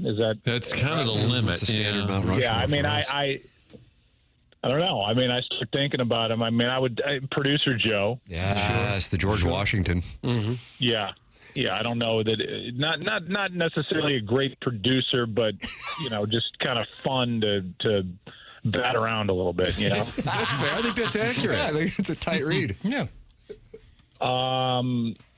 I would Gangster Pete. Wasn't there a Gangster Pete? Oh my goodness, Sure. Gangster Pete with a shout out. Mm-hmm. Wow, it's outstanding. God, probably Sea Monster. Yes, I think sure. this is so far. This is the correct Mount Rushmore. Yeah, Does everybody there have some ridiculous nickname? Correct. I think that's true. Doug calls himself the prime minister. Yeah, and then what about Iggy? Does Iggy count? Oh, sure. That means Jackson's on the outside looking in. Oh, I didn't Fine. make it. It's respectable. All you did was have a birthday. But do you have to actually produce to be considered a producer? You're going to get a text from Iggy right now, Martin. Oh, boy. That's fair, but I think the people are out with their hammers and their chisels and they're sizing up Jackson's face. Oh my goodness, there it is. Jackson. How For about entry. that? The sheet will come down. It will cover one of those faces. I would say Sea Monster, but who am I to judge? And then at some point in the future, the sheet will drop and it'll be Action Jackson that we're all staring at. Thank you. Probably the cornerstone right there on the right Yeah, there. the one looking the other direction. Yeah. Wow. It's a real card. How about that? This is outstanding. It's almost like from the Wikipedia page for TMA. How about that? What a day. Best birthday the ever. fact that I can barely think because of the feedback on this phone line for anything. Oh no! I think That's I fixed. wrong. I think there's a lever that you had to boy. So you were the one on your birthday. Is it Joe better Buck now? calls in, praises you, and then you've Is been there botching. anything you can shut off where I'm not hearing? There. Now it's Yeah, on. Good job. I hit the button. Wow. All right. Well, I think we got to redo the Mount 5 Rushmore. minutes in. just like that. I mean, it was like singing the anthem at a stadium and just bouncing back at me. So everything, I apologize if whatever I said for the first 5 minutes of this interview made no sense. No, it made all the sense. By the way, have you ever been present? You weren't present for the what to me was the greatest of all time, Carl Lewis's national anthem. Were you present for one of the worst national anthems that we think of in your storied career? You probably have been around for some of the best, considering the games you've called. Yeah, no, I don't. I look at them all the time. Whatever my algorithm is, Carl Lewis pops up on Instagram. I get Carl Lewis. I get Charlie Steiner leading into Carl Lewis. Charlie Steiner laughing uncontrollably like Doug with somebody getting hit with a foul ball. Sorry. Yeah, and but no, I've never like the Roseanne Barr moment. None of that. I've never seen any of that in person. Do you think nicknames are the way to go, Joe? You and Troy have been together a long time. What if you just start calling him like Tornado Troy, or just come up with a cool, catchy nickname? Would that change your career? That's how they do it. That just seems to be kind of the thing. It's like, let's send it down to EA. EA, yeah, sure, TB. Hey, KB. Hey. That's true. He doesn't have anything. The initials, that's a lazy way to go. Like JB would be not only Joe Buck, but Jackson Burkett. Hey, JB, back to you, JB. Thanks, Right. JB. Yeah, there are a lot of JBs out there. But yeah, no, I think it's probably better to just go with the full name. But I think it gives me a little smile when I'm driving around Ladue, listening to the "Are you kidding me?" update, and he announces himself as Action Jackson. Look at you, Jackson. Yeah, I guess I started doing that at the beginning of the balloon party, and now it's like branding. I guess you're like branding. just muscle memory now. I might drop it. You never know. Yeah, and you get your little Change it NBA up a little update too, bit. Joe. What's that? You get your little NBA update in there too. Yeah, I need those. If I'm going to have Thank you. any knowledge that I have of the NBA comes from Action Jackson's update. Look at that, Jackson. It's a W for me. It's going to my resume. I'm curious, Joe. I know you're passionate Blues fans. You got the Blues and Penguins. They're trying to stay in this playoff race. You got the players. I know you love the game of golf. You got Indiana playing in the Big Ten tournament. You got all the college basketball going on. Cardinals got 2 hits last night. And now you got the Mayton signing too, so I'm sure you're buzzing there. Mayton, Jesus Christ. Flip that off. We can use that in the update. What will be your priority on sports viewing on a glorious day like today? It'll be Blues, for There you God's go. sake. I mean, the Penguins. Blues are the Blues. It's all we have right now, as far as I'm concerned. So yeah, I will go to the mat with the St. Louis Blues. They've actually fun to watch. The beginning of the year, it was just a boring product, I thought, and now it's enjoyable again to watch Blues hockey. So credit to them. Something's going on. I got to tell these guys, I don't know what's going on, but they really do believe here over like ever since they came back from Four Nations, actually. Yeah, and I think the only question is obviously the Federko injury. If that didn't happen, I would say they make the playoffs. But I think it's going to be hard to do without him. I'm not saying they won't, mainly because of the two teams they seem to be chasing, maybe three. But I think, it's given us hope. And then you start filtering in some of these younger guys.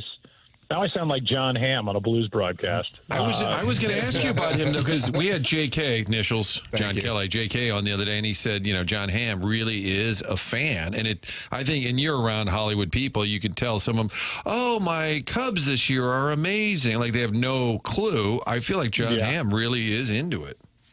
Oh, he is. Yeah, no, he is. And he was at the parade when they won the Cup. I was doing golf wherever I was, and he sent me a picture of him at the parade holding up the cup. I'm like, you finally did it. Congratulations. You finally won. He's like, shut up. But yeah, there's scarves, everything flying. How has he not shown up? Has Hamm shown up at a City game? I mean, he's got the scarf. He's ready.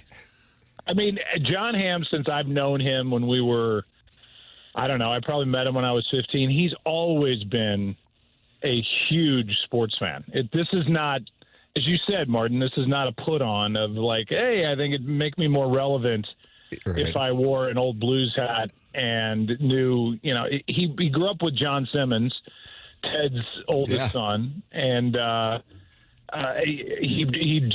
he's a part of the Simmons family in some tangential way because of everything John's been through. So he's been indoctrinated in St. Louis sports. It's a genuine love that John has. So, good for him. And he wears it loud and proud when he goes to different cities. He is St. Louis through and through. It's not a fake thing. I got to tell you, when we were talking about him, I guess with John Kelly, when John Kelly was with us on Tuesday, there were some people who were pissed about him introing the Chiefs at the Super Bowl.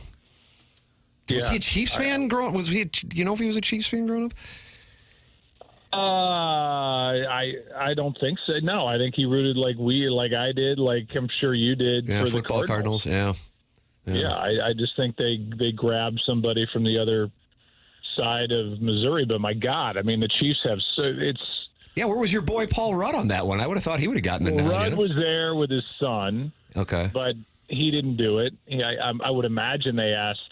He's pretty well tied in with that organization. And then they have Eric Stone Street is a guy that he has a suite at the stadium. He texts me every time we have a Chiefs game just to make sure that our cameras find him at a Chiefs game. And but I mean, Sudeikis, all these different people, Keckner, Riggle, they're all from Kansas City. So I mean, I kind of get it. I wonder if they didn't want to piss off all those. They thought, let's go outside. I bet, is that a Fox call or NFL? I would say that piece was probably NFL. Okay, that piece, Tim, you like that? I do like that. Joe, do you follow Mizzou sports very much, or is it all about Indiana with you?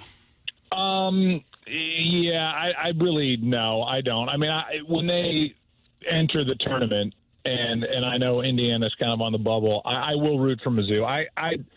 I loved calling their games, and Norm Stewart could not have been nicer to me. I did the radio with Mike Kelly way back, and then did a lot of games with Sunvold on TV, and just making that drive and going down to Columbia, coming back with Mike after games. I mean, we'd drive to and from for the games. Just some of the best memories of my life, and at least life in broadcasting. I just loved being around it. So I have some weird tie to it, but I can't act like I'm some diehard fan. But I will be rooting for them when they get into the tournament. Dan Caesar wants to know who you'll be watching the Blues Penguins game with. Is that with friends or family?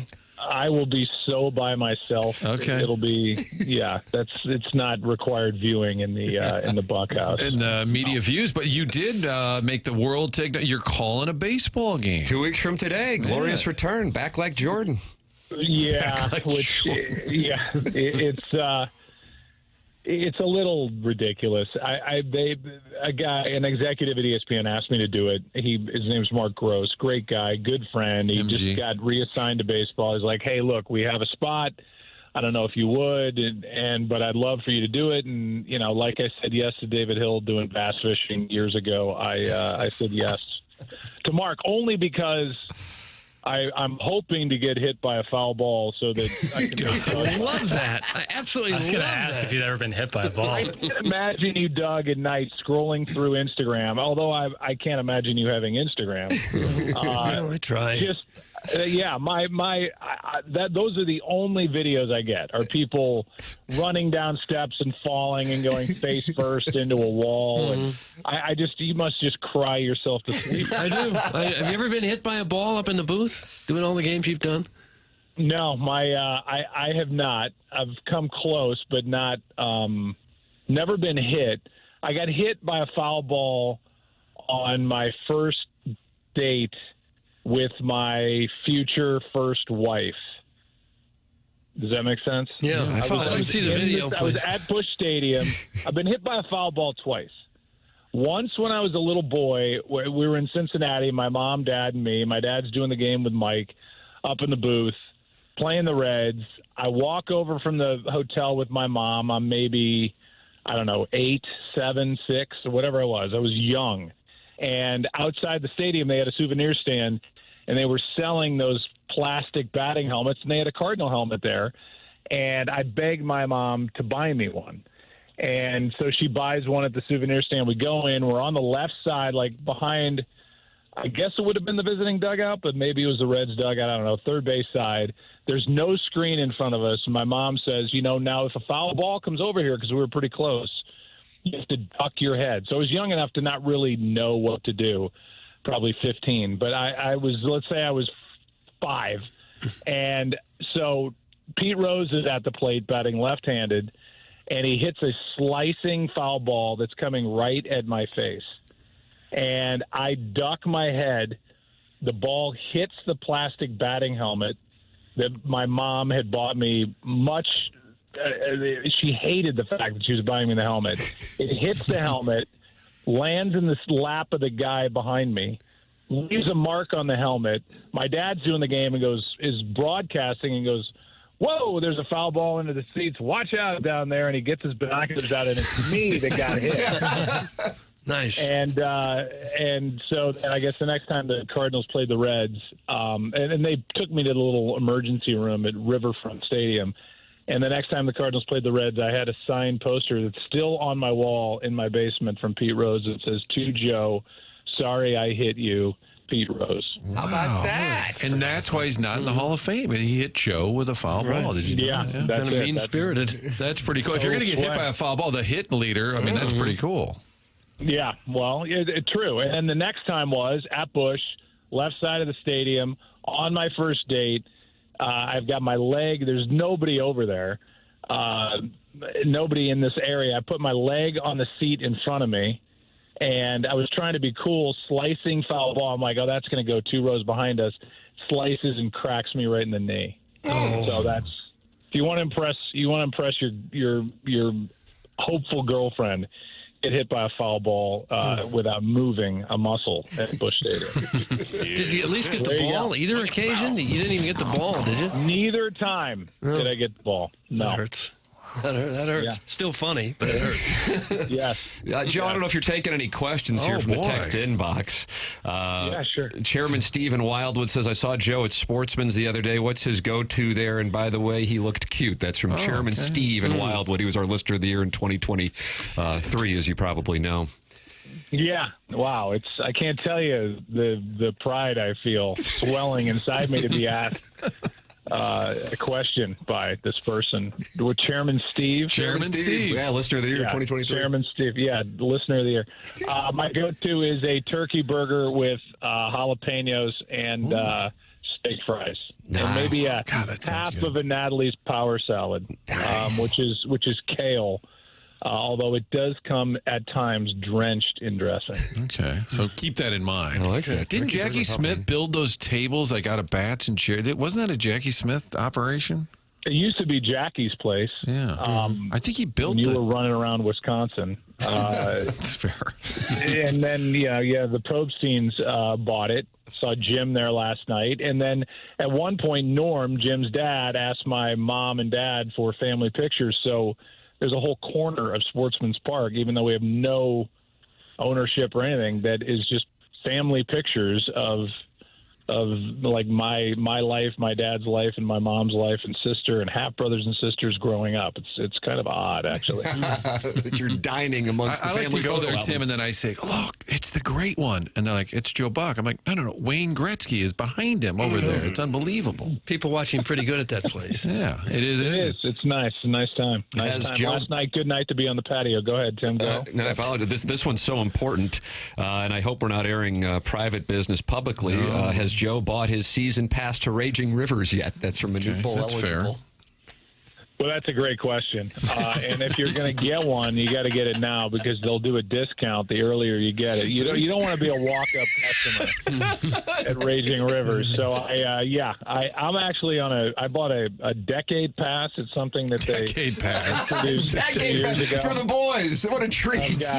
I've got 8 years left, and in many ways, but 8 years left at Raging Rivers. So great question. Decade pass. Tim, do you enjoy the fact that when I asked producer Joe to come on the show for Jackson's birthday, he said, tomorrow's no good, it's going to be crazy busy. And then Joe Buck, legendary announcer, was like, sure. But Joe Pelusi sets terms. And then he said, okay, I can do it if I can promote Easy Pass for downtown parking. I'm like, oh, my God. That's how we... He's coming with requests. Yeah, terms. Terms. Yeah, I don't know. I'm happy to come on. I'm bored. We're about to go to spring break and then head to New York, as you said, to do this Yankee game. I'm going to know so much about the Yankees. And I was listening to, was it 2 days ago? You had Ed Herman. Yes, of course. Ed Herman and his son. Yeah. Brody was in. Break, breaking down the Yankees and making trades like I used to field when I was doing Sports Open Line service, Sports Open Line at KMOV back in the day. You would take trade proposals on at your service. Yes. That was a Bob Hardy vehicle, I think. Bob Hardy and Joe Buck will take your at your service. Yeah. Yes. Hey, I was thinking they could package. They could package Jamie. Go ahead. No, you go. You go. You go. People want to hear you. This is way inside, but I was so bad at running the board. Now here I am, the irony of it all, picking the Mount Rushmore for producers. But at KMOV actually had to run the board, which for listeners means you turn on microphones, you bring callers on the air, whatever it is. And I was doing my Joel Bushbaum show one night at KMOX. And so I have his phone line pressed down. And at one point, Costas called in, but off the air. He just wanted to talk to me. And he was kind of making Joel Bush. Do you do a Joel Bushbaum, Martin? A little bit. My favorite part of Bushbaum, and for people who don't remember, he was a the linebacker who runs a 4-5. Yep. And nasally East Coast, but he would get excited. He would have a point. The thing about the Chargers is they don't run the ball. They don't run the. He would get like really elevated out of nowhere. Yeah. It was. Anyway, so he's on. I'm interviewing him. Costas calls. I answer the phone. I don't know that it's Bob. I press his line down. I'm talking. This is during a commercial. And Bob starts doing the Bushbaum voice. Bobby does bits. Yes. And then he hangs up, and I realize that I've joined the two phone calls together. So Bushbaum heard Costas doing the Bushbaum voice to me, and we were laughing. And so then Bob hangs up, and in the next commercial break, I was like, hey, Bob called during the last commercial break, and Bushbaum goes, I heard it. I sounded heartbroken. Oh, no. Then I had to call Bob and go, hey, I'm an idiot. I joined your call, so Bushbaum knows you were doing his voice. And whatever. I don't know why I'm walking down memory lane. That's a pretty good screw up, though. And I can hear Bob. Joe, by way of full explanation, that was not meant to be a shared call with Mr. Bushbaum. Exactly. And you're like, That's I'm exactly sorry, right. I'm sorry. Yeah, but Bushbaum, very respected person in the NFL world. Belichick went to his funeral, which tells you all you need to know about how much people respected his opinion. So Joe is kind of a hypocrite. I mean, he's yelling at Jackson for feedback in his ear, and this guy put Costas and Bushbaum together. I mean, let's just clear the air here. No. It's weak. I have a weak act. Clip that off. Joe, final one for you. Can you congratulate Joe on getting over the hump and winning the member this past year? Oh, wow. Congratulations on that. That had to be a momentous accomplishment. Oh, yeah. I did. Yeah, we did. And my partner, Billy DeWitt. Billy DeWitt and I. Really? Wow. It's the two-man. We took down all the other people at St. Louis Country Club. In fact, I sprained my ankle pretty badly. At one point, I couldn't make the match, and to prove how irrelevant I was in this tandem, Billy actually beat the other two guys by himself. Oh, really? My goodness. Is he a scratch golfer? Yeah. Is he scratch? Yeah, he's a really good player, and we're giving shots because our handicaps are low enough where we're just giving shots all day. But somehow we survived the gauntlet and won. And I would mix in my little comments about the Cardinals and their roster building and everything else while we were walking. And not during his morning. Billy was able to concentrate and make putts. But I'm like, Billy, what the hell is going on? Yeah, but. Anyway, we can save that for another day. Congratulations. Hop on the card, and Billy's like, so did you really say we're sitting this one out? Believe me, I did say that, and then have to play in a match that I was like, did he hear me say that? But, whatever. Yeah, maybe it's what fired him up and drove him to glory and taking on two competitors. That's outstanding. Forced the Phil Maton signing. Mayton. Oh, gosh, we got to get that right. Mayton. Joe, thanks for dropping by and celebrating what is a glorious 27th birthday for Jackson Burkett. Feliz cumpleaños. Thank you, Joe. Gracias. Thank you, Joe. All right, guys. Goodbye. Bye, This is Joe Buck dropping by the program for this Jackson Burkett birthday gala and revisiting an unfortunate incident with Joel Bushbaum and Bob Costas. I really like that. How about that? And being struck by a foul ball hit by Pete Rose. God. Doug, if you would have been watching that broadcast, you would have been laughing uproariously at 7-year-old Joe Buck. I would have, but the plastic helmet saved him. Kwame Voyukas IV. Martin, you've been sideways with him. How about this? I have to tip my cap to Martin. He's having a big show today. He's finally meeting the standards. Okay. Backhand. What standard was set? I kind of was wondering that as I was reading it. Was it Sea Monster, Iggy, Jackson? Sea Monster, maybe. I felt like you weren't getting on the Mount Rushmore. I was getting worried because he got to 3, and then he said, Iggy count? And then I'm like, that's 4. Yeah. But then he said they were breaking granite on your behalf. Despite my young age, I think I'm one of the more tenured producers on the program. Wow. 5 years.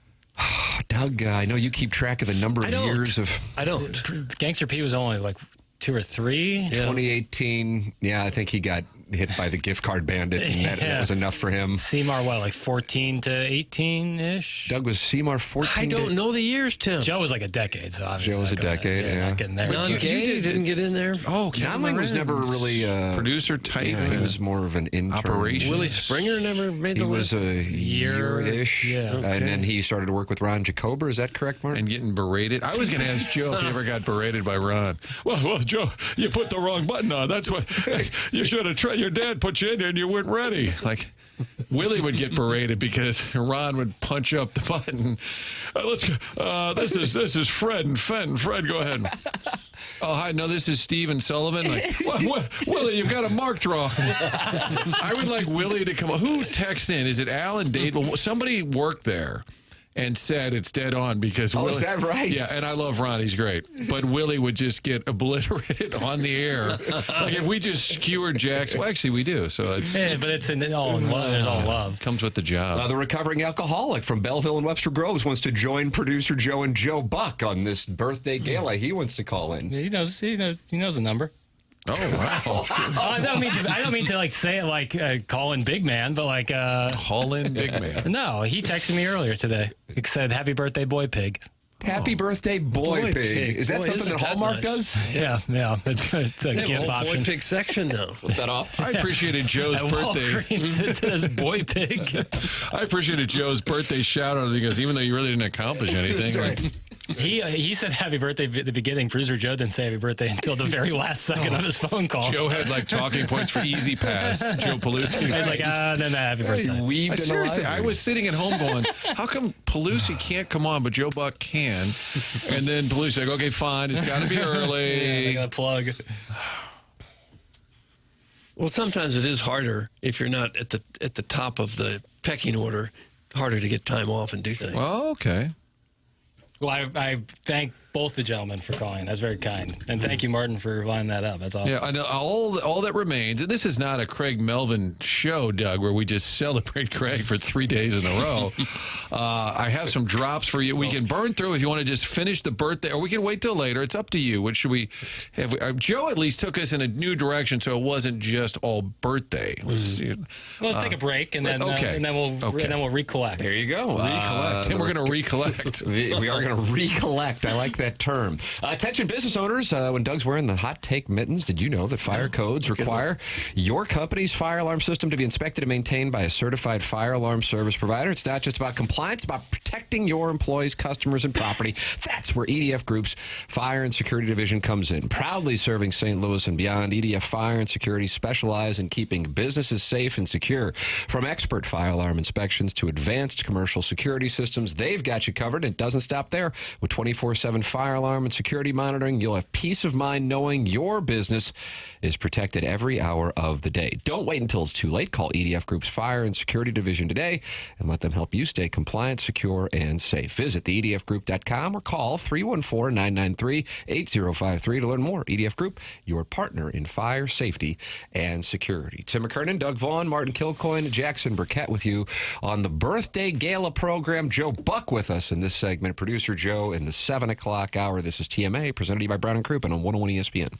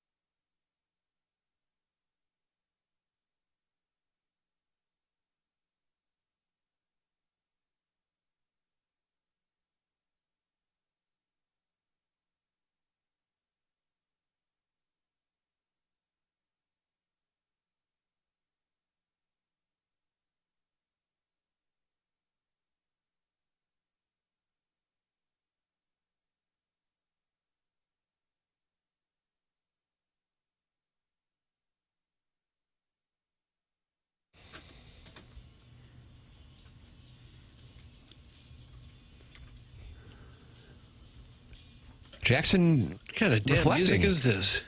This is My Sweet Lord by George Harrison. I know. You just got talked down to it. You didn't even know it. Well, you're like acting Doesn't like fit it's the program. I know what it is. Scrub. It's one of the greatest songs of all time, but it really doesn't fit the program. My favorite song ever. Is it? Is it really? Mm-hmm. Wow, I didn't know that. My Sweet Lord. Yep. My favorite song ever. And may I ask why? I mean, of course, songs they suit your brain and what you're into. That's why "Freak Me" by Silk is mine. Of course. But why does this song do it for you? Just that opening guitar riff always makes me happy. Like it's a song that, sometimes on your worst days, listen to some music. My Sweet Lord always puts me in a good place. Is this about Hare Krishna? Is that what this is? Yeah, there's kind of a zen to this. Yeah, it's Doug, what's your favorite song? very I don't calming. know that I have one. Mine's probably Car Wash. Pony by Genuine. Yeah, I would think that's got to be on your Mount Rushmore. Glowworms near the top. Yeah, for the Mills me. Brothers, Martin.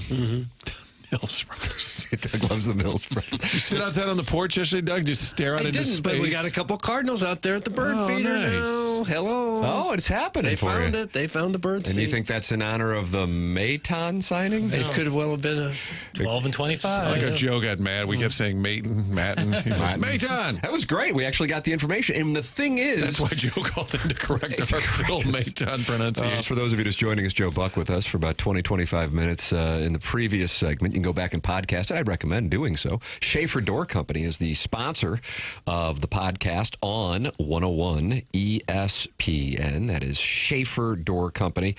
Doug, you know how to spell it? I do. If you do. Schaefer, Schaefer, one F. And they've been to your place to save the day with your garage, A couple right? times they've been out there. You must have a real bad garage door situation. Well, I got an older garage door. It's almost 30 years old now, 26 or 7, I guess, to be exact. And I thought I was going to have to replace it, so I called Jason Gosrow, and he came out there, and he said, no, you don't need to replace the whole thing. You just need a strut. And that's what they put on my door, was a strut. And now it works perfectly, quiet and perfect. They got all the answers at Schaefer Door, that's for sure. They service all kinds of garage doors for service and new installs with LiftMaster. LiftMaster garage doors are strong, quiet, and versatile. And if you run a business or warehouse and have those big, giant garage doors, Schaefer is experienced in those types of jobs as well. There's nothing you can throw at them with a garage door that they won't have the answer for. They also have that Monday morning standby service for doors that break over the weekend. So you ought to put the Schaefer name on maybe a Post-it note and put it right by that button that opens the garage door so you'll know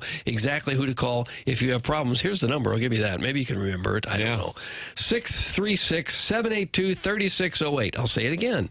636-782-3608. Their website is SchaeferDoor.com, and Schaefer Door is a LiftMaster partner. That's the sponsor of the podcast on TMA. Producer Joe, longtime producer of TMA, 2004 to 2013, was with us in the 7 o'clock hour, and Joe Buck with us in the 8 o'clock hour. 8 o'clock hour is brought to you by Fisher Window and Door Store. You're welcome to call in and celebrate Jackson Bennett Burkett's 27th birthday, 314-974-0101. You can text in birthday wishes as well, 314-399-9646, and email them in for the Design, Air, Heating, and Cooling email today, the morning after at InsideSTL.com. That comes your way at approximately 10:50 on the Stiefel dossier. And Bernie Federko is going to join us coming up, and that's 9:30. 9:30 with us. Doug, I've gotten texts here, people asking for my play at the Players. I love the Players. Here is my play. Honestly, I like it so much, I didn't want to give it in advance of it, but I have bet it. I bet him his first-round leader. I bet him to win it. I bet him top 5. I bet him top 10. Who is it? And most people probably have no idea who he is, but I have no problem with that because, again, I'm not in the business of winning people over. Matter of fact, I like that you hate me. Oh, gosh. Alex Smalley is my play. Well, he's already -2. Alex Smalley, and that's good news because that would be a really nice hit if he were to be the first-round leader or if he were to win the thing. But this guy has been playing incredibly well, and nobody really knows about him unless you really follow the game. Of course, Scotty Scheffler is an obvious choice and could very well win the thing. But as far as value goes, top 5, top 10, those kinds of things, Alex Smalley. I wonder if he's Jordan related- Spieth is leading it right now. Yeah, tied with Hostler. I wonder if Smalley is related to former Minnesota Twin, also All-Star shortstop Roy Smalley. Switch hitter, Doug? I think he was powerful hitting so. shortstop. Yeah, he was a good player. Gene Mauch his uncle? Huh. I believe that's right. Yeah. Scott Piercy at 50-1. How about that? Jackson, Mike Fragoncesa. Scott Tim, did this event used to be later in the year? It was, Like and in they May? moved it. The last PGA championship that was in August was here in St. Louis at Belle Reve, but they wanted to get away from the PGA being in August because places like St. Louis were so damn hot, and they moved it up, and then that meant they moved the players from May to March. Okay, so the PGA being in May affected the players because the players used to be in May. Okay. Which is nice now because now there's like a major tournament, major being the not necessarily one of the 4 majors, but like a big tournament in every month that it's, nice weather. That's March, correct. April, May. And I think it also, depending on your perspective, the course is going to be usually softer because they'll get a little more rain at this time of year. They also did rye overseed in 2019, which made the conditions a little more friendly. But, Doug, you're always at the mercy of the wind down there in Florida, and the wind is expected to kick up a little this afternoon, so players going out right now, advantageous. For those of you who are degenerate gamblers. Speaking of degenerate gamblers, oh my goodness, this is your time of year. College basketball conference tournaments. And then Selection Sunday with the NCAA tournament getting underway. I still say a week from today, but I guess realistically it starts, Tuesday? Yeah, right? first 4. First 4. Yep. And that could matter locally with the For Cougars. sure, yeah. SIUE probably playing in one of those games. Just a matter of where. Joe Lenduardi, though, Doug, already can tell us they would be in the same bracket as War Dam, Eagle, and Bruce Pohl. Well, he doesn't have the final say. If Missouri can get past Mississippi State tonight, they are 3.5-point favorites. A team they beat the hell out of in Starkville. But Illinois playing Iowa, they beat the hell out of them recently as well. Illinois an 11-point favorite. Missouri would have to go through Florida. Very good chance then they would have to go through Roll Dam Tide on Saturday and then follow that up with War Dam Eagle possibly to win the SEC championship. Okay. And as Joe Lenardi was telling Scott Van Pelt, the committee basically has the bracket set on Friday night. So you can beat these teams and it means nothing. Yeah, pretty much. How about Kansas last night struggling to beat Central Florida? I was watching that game. What's going on with Rock Chalk? Rock Chalk's terrible. The floor was worse. The floor is awful at the Big 12 tournament. It makes no sense. I don't get it at all. But UCF is bad. It looked like they were playing on glass almost. Yeah, it's like a go-yard bag. It looks ridiculous. I'm sorry, what? It's tough to explain. It's a wow. You just got talked down to. Yeah. It's a French. They make like luxury items. You wouldn't know anything about that. I wouldn't know. I just brought in some damn quiche for you. And it's appreciative. And it got producer Joe and Joe Buck on. Go Yard. That's what it looks like. But UCF is not good. They were without their best player, and Rock Chalk had to go to overtime with them. It was a struggle. I kept thinking, okay, now they got him. Like, oh, no, it's still in it. Oh, still in it. Yeah. A really nice hardwood basketball floor is a beautiful sight. Why do they mess with that? Usually, Doug, we're not in lockstep on some of these things, but we are fully in lockstep on this one. You don't have to overcomplicate It was the things. Roman numeral 12, over and over and over. And if you stared at it, you might just get hypnotized. Yeah, it's like one of those 3D art paintings where you have to cross your eyes. Like a go-yard. There you go. Nice. Yeah, full circle. It's kind of like the Boise State football field. I can't watch it. Yeah. The blue field. Does it make you nauseous? I don't want to see the game. It was cute 15 years ago, and now it's like, all right, let's move on. But yeah, I agree. A good, polished hardwood basketball court is awesome, and it doesn't need you don't need to overthink it. No. Yeah. I'm amazed how many fans, go to conference tournament games. They were cutting to fans in agony. And I'm like, it's only a conference tournament game. They're cutting to fans in despair. And there's packed houses. I'm like, wow, people pack up and go just for that. I said this at the tail end of the program. We were debating, my family, we were supposed to go down to Jupiter. Just me and my wife went when we were down there for spring training 3-4 weeks ago. Going to go down there, had some things happen. My father-in-law suffered an injury. He's fine. God bless, loyal listener of the program. And so kind of altered our plans. Anyway, I was thinking, okay, maybe we'll go to Hilton Head. I'll drive down there, just go with my wife and my 2 boys. That's a bit of a haul driving. But then we could have stopped in Nashville for the SEC tournament. And I thought to myself, I'm going down there, and just in the whole scheme of things, I'm kind of going to an exhibition game. You know what I mean? That's what I'm thinking. It's so weird, and that's what I was talking about with Lenardi, talking about the committee sets the brackets on Friday night.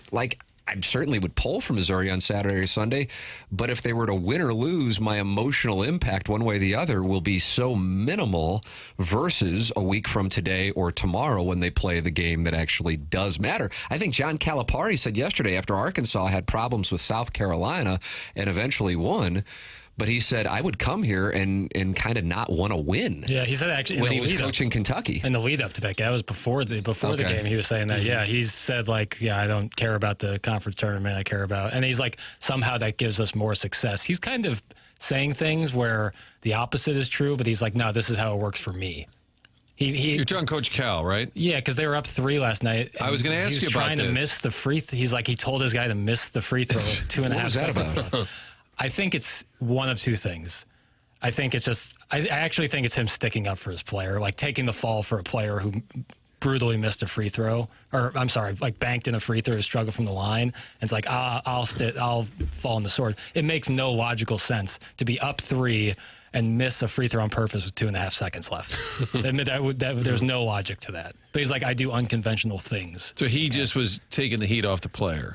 Maybe. Because there'd be no logic. There's absolutely no logic to it. It made no sense. It makes no sense. But if they're setting the brackets on a Friday, that's probably fair and makes sense. These teams have played 31 games already. You should judge their seeding based on that, not on 1 or 2 conference tournament games. So you are agreeing that by Friday you kind of already know who they are. You should, yeah. I feel like if I mean, just using Missouri as an example, considering they play 2, Alabama will be a 1 or 2 seed? Probably 1 after that win at Auburn. And so if Missouri were to be 2 number 1 seeds Saturday and Sunday, they're where they are on Friday night after beating Mississippi State. Well, there are rare exceptions of the team that wins a tournament that otherwise wasn't going to get in, or someone on a bubble gets in. Those rare exceptions you can make changes, but for the most part, for the overwhelming majority of it, the teams have already deserved the seedings that they have. I think your 1s and your 2s, but like a Missouri, to me, they have a wide delta. I mean, if they make a run in Nashville, I might say, well, they feel like a 6 seed. And then they bow out today, I'd say, kind of feel like an 8 seed. I think there's room. I guess by Friday night, they will have played 2 games. Yeah. But I do think there should be a little bit of. Yeah, I mean, if you make that run, if you beat Florida and Bama alone, even if you lose to Auburn in finals, you won 3 games in 3 days. I think that's a worthy of bumping up a seed or 2. SLU Davidson, 1 o'clock. Iowa, Illinois. That's actually a 5:30 tip. Is it not a 6:30 tip? I think it's 6:30 Eastern. Oh, okay. That's 5:30 local. Mizzou, Mississippi State at 6 o'clock. Blues, Penguins. Right here on 101 ESPN, 6 o'clock. Pregame, 5 p.m. I mean, you just can't ask for much more. It's just it's a glorious time of year. Weather in St. Louis could be rough tomorrow and on Saturday. Thunderstorms expected to hit the area. And, hey, you know what? Settle in. Got plenty to watch. Nothing wrong with that at all. It is a great time of year for sports. And then once the NCAA tournament comes to a conclusion, the players comes to a conclusion, then you got the Stanley Cup playoffs and the Masters. And, of course, baseball gets underway 2 weeks from today. The Post-Dispatch had an article yesterday on the fact that opening day tickets were still available. That's something that the Business Journal had an article on 2 weeks ago. And a friend of the program, Anook, Karuna Rodney. That's it. Yeah, there you go. Was sitting in this here chair a week or 2 ago. He was quoted in the article and saying that tickets have been moving quickly in the last couple of days. I don't know if that's because people are like, the weather. You think that's what it is, Jackson? That you just I just think the closer and closer you get to it, the closer people are like, I can take off. Like, people sometimes don't want to take a day off of work if they don't know their schedule for work. And as their schedule becomes more and more open up, it's like, you know what, I could take off for work, and tickets are affordable. It's a little closer. You're like, I kind of want to go. Yeah. It's like an unofficial holiday. And Anook Karuna, the Cardinals senior vice president of business operations, said we're on pace for it to be a full ballpark. Yeah. And with the weather getting nicer, too. I mean, you step outside any of the last 3 days in the afternoon, it's like, I kind of want to be here forever. In late February, as many as 13,000 seats were open at Busch Stadium, which has a 46,000 seat capacity. But he said availability continues to drop as opening day nears. And on Monday this week to Tuesday, 1,000 tickets were sold. The Phil Maton signing should guarantee a sellout. I kind of agree with that. That should guarantee. We can bring him in to get a couple of hitters out in the 7th inning. That'll bring in thousands of people. It's so much about the weather, though, for opening day in part. And I will say, we're making fun of the Maton signing. They are good at these weird I'm not carrying rights. Yeah. I did send you guys a picture last week of me in a Cardinal uniform throwing a baseball. That was an alarming image to My receive. own baseball card. It was a Fox thing one year. We all got baseball cards, and it looked like we were on the team. But they do find whether it's Ryan Fernandez, Kittredge, even the trade where they threw in Gio Gonzalez, they've been good at Brett this. Cecil. Well, not him. No. Oh, my gosh. Listen to this guy. Martin, I see Joe Buck has sent us a screenshot of the pronunciation. I think he's sideways with us for not getting it. Maton, pronounced M-A-Y. Doug, that's in caps to convey the pronunciation, and then the dash with T-A-H-N. Maton. Got it. If it's we went to the Google pronouncer. I hit play, and it said Maton. Yep. I think if we could, for the sake of Youngry Birds, we might have to call him Mattoon so that it rhymes with pontoon. Oh, yeah. There you go. Really nice. Have to work it all again. Sherman had a good point. He texted me. His middle name is Louis or Lewis. Is it Lewis? Oh, Doug. It makes sense now. Well, then if you were to kind of mess with the pronunciation of his last name, speaking of Goyard, it would be Louis Maton. Oh, that's so nice. I liked it, Chairman. I thought it was good. I thought it was a good thought. Thank you. Louis Maton. Well, all this TV to watch today and over the weekend. And wouldn't you know, this morning I heard a report on CBS News that if you watch more than 2 hours of TV a day, you're more likely to have a heart attack or other serious health issues. Going to pounce on this. That's what they said. Seriously. What? So I just want to stay alive. Like break a Pop-Tart out. This and sounds like lecture us. it's a Channel 4 rating scare. It wasn't Channel 4. Except it wouldn't serve them well. CBS Radio News. If you watch too much TV other than Channel 4, you may die. Good If voiceover. you watch too much of the 2 Fox. 2 hours. That's supposed to be the limit for a day. You can't hardly get through a game. Not in the SEC again. There's that mainstream media trying to kill big sports. Fake news. Kill big sports. Big sport. Just settle in. Watch the old 2 Fox. Watch your favorite sport. Just flip on around. You got tournament. You got the players. Got the Blues. What else could you ask for? Edwardsville, they said CBS is putting a camera there on Sunday to watch the Cougars react, which is great. So nice. They'll get a little national Super hub cool. for Yeah, the reaction. that's always the best part of Selection Sunday is I love watching it. the teams react. And for fans listening or people that live in the Edwardsville area, it is a big open party. So turn out if you can. Show some support. For the That's awesome. Cougs. God bless America. Coach Baroni with us on Tuesday here on the program. You can go back and podcast anything. You can go back and re-watch at youtube.com/TMASTL. Michelob Ultra is the sponsor of the YouTube chat. Michelob Ultra, boy, a day like today, a Thursday, beautiful weather. Get out on the golf course and enjoy a Michelob Ultra or two with some compadres. What else could you ask for? Superior light beer brewed for those who understand that it's only worth it if you enjoy it. Containing only 95 calories and 2.6 grams of carbohydrates, Michelob Ultra. It's only worth it if you enjoy it. Michelob Ultra, the official sponsor of the YouTube chat. That's at youtube.com/TMASTL. Tim McKernan, Doug Vaughn, Martin Kilcoyne, Jackson Burkett, Chairman Kurt Manning, the Collier and Thompson phone lines. This is TMA on 101 ESPN.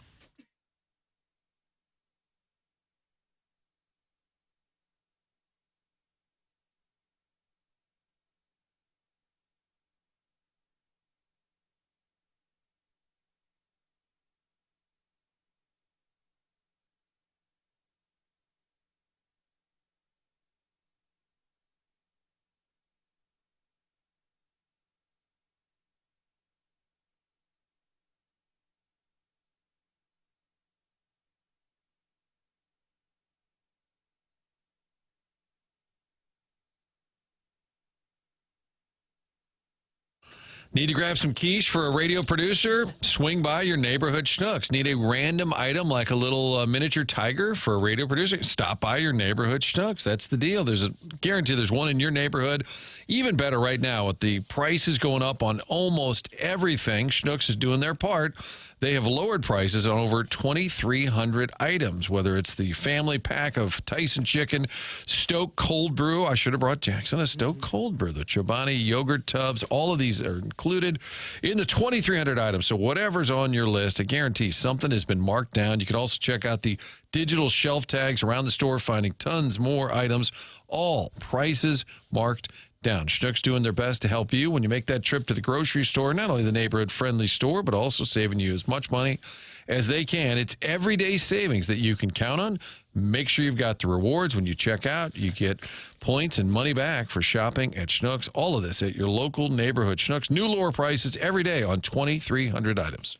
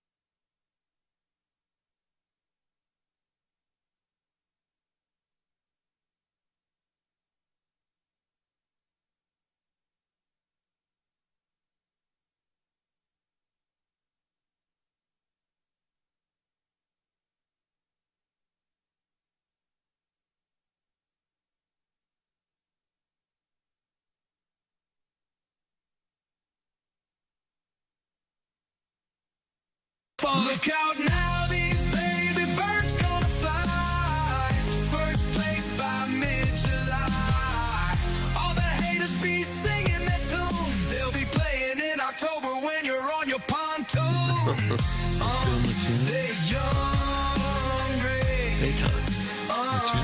Got to get Oh yeah, boy.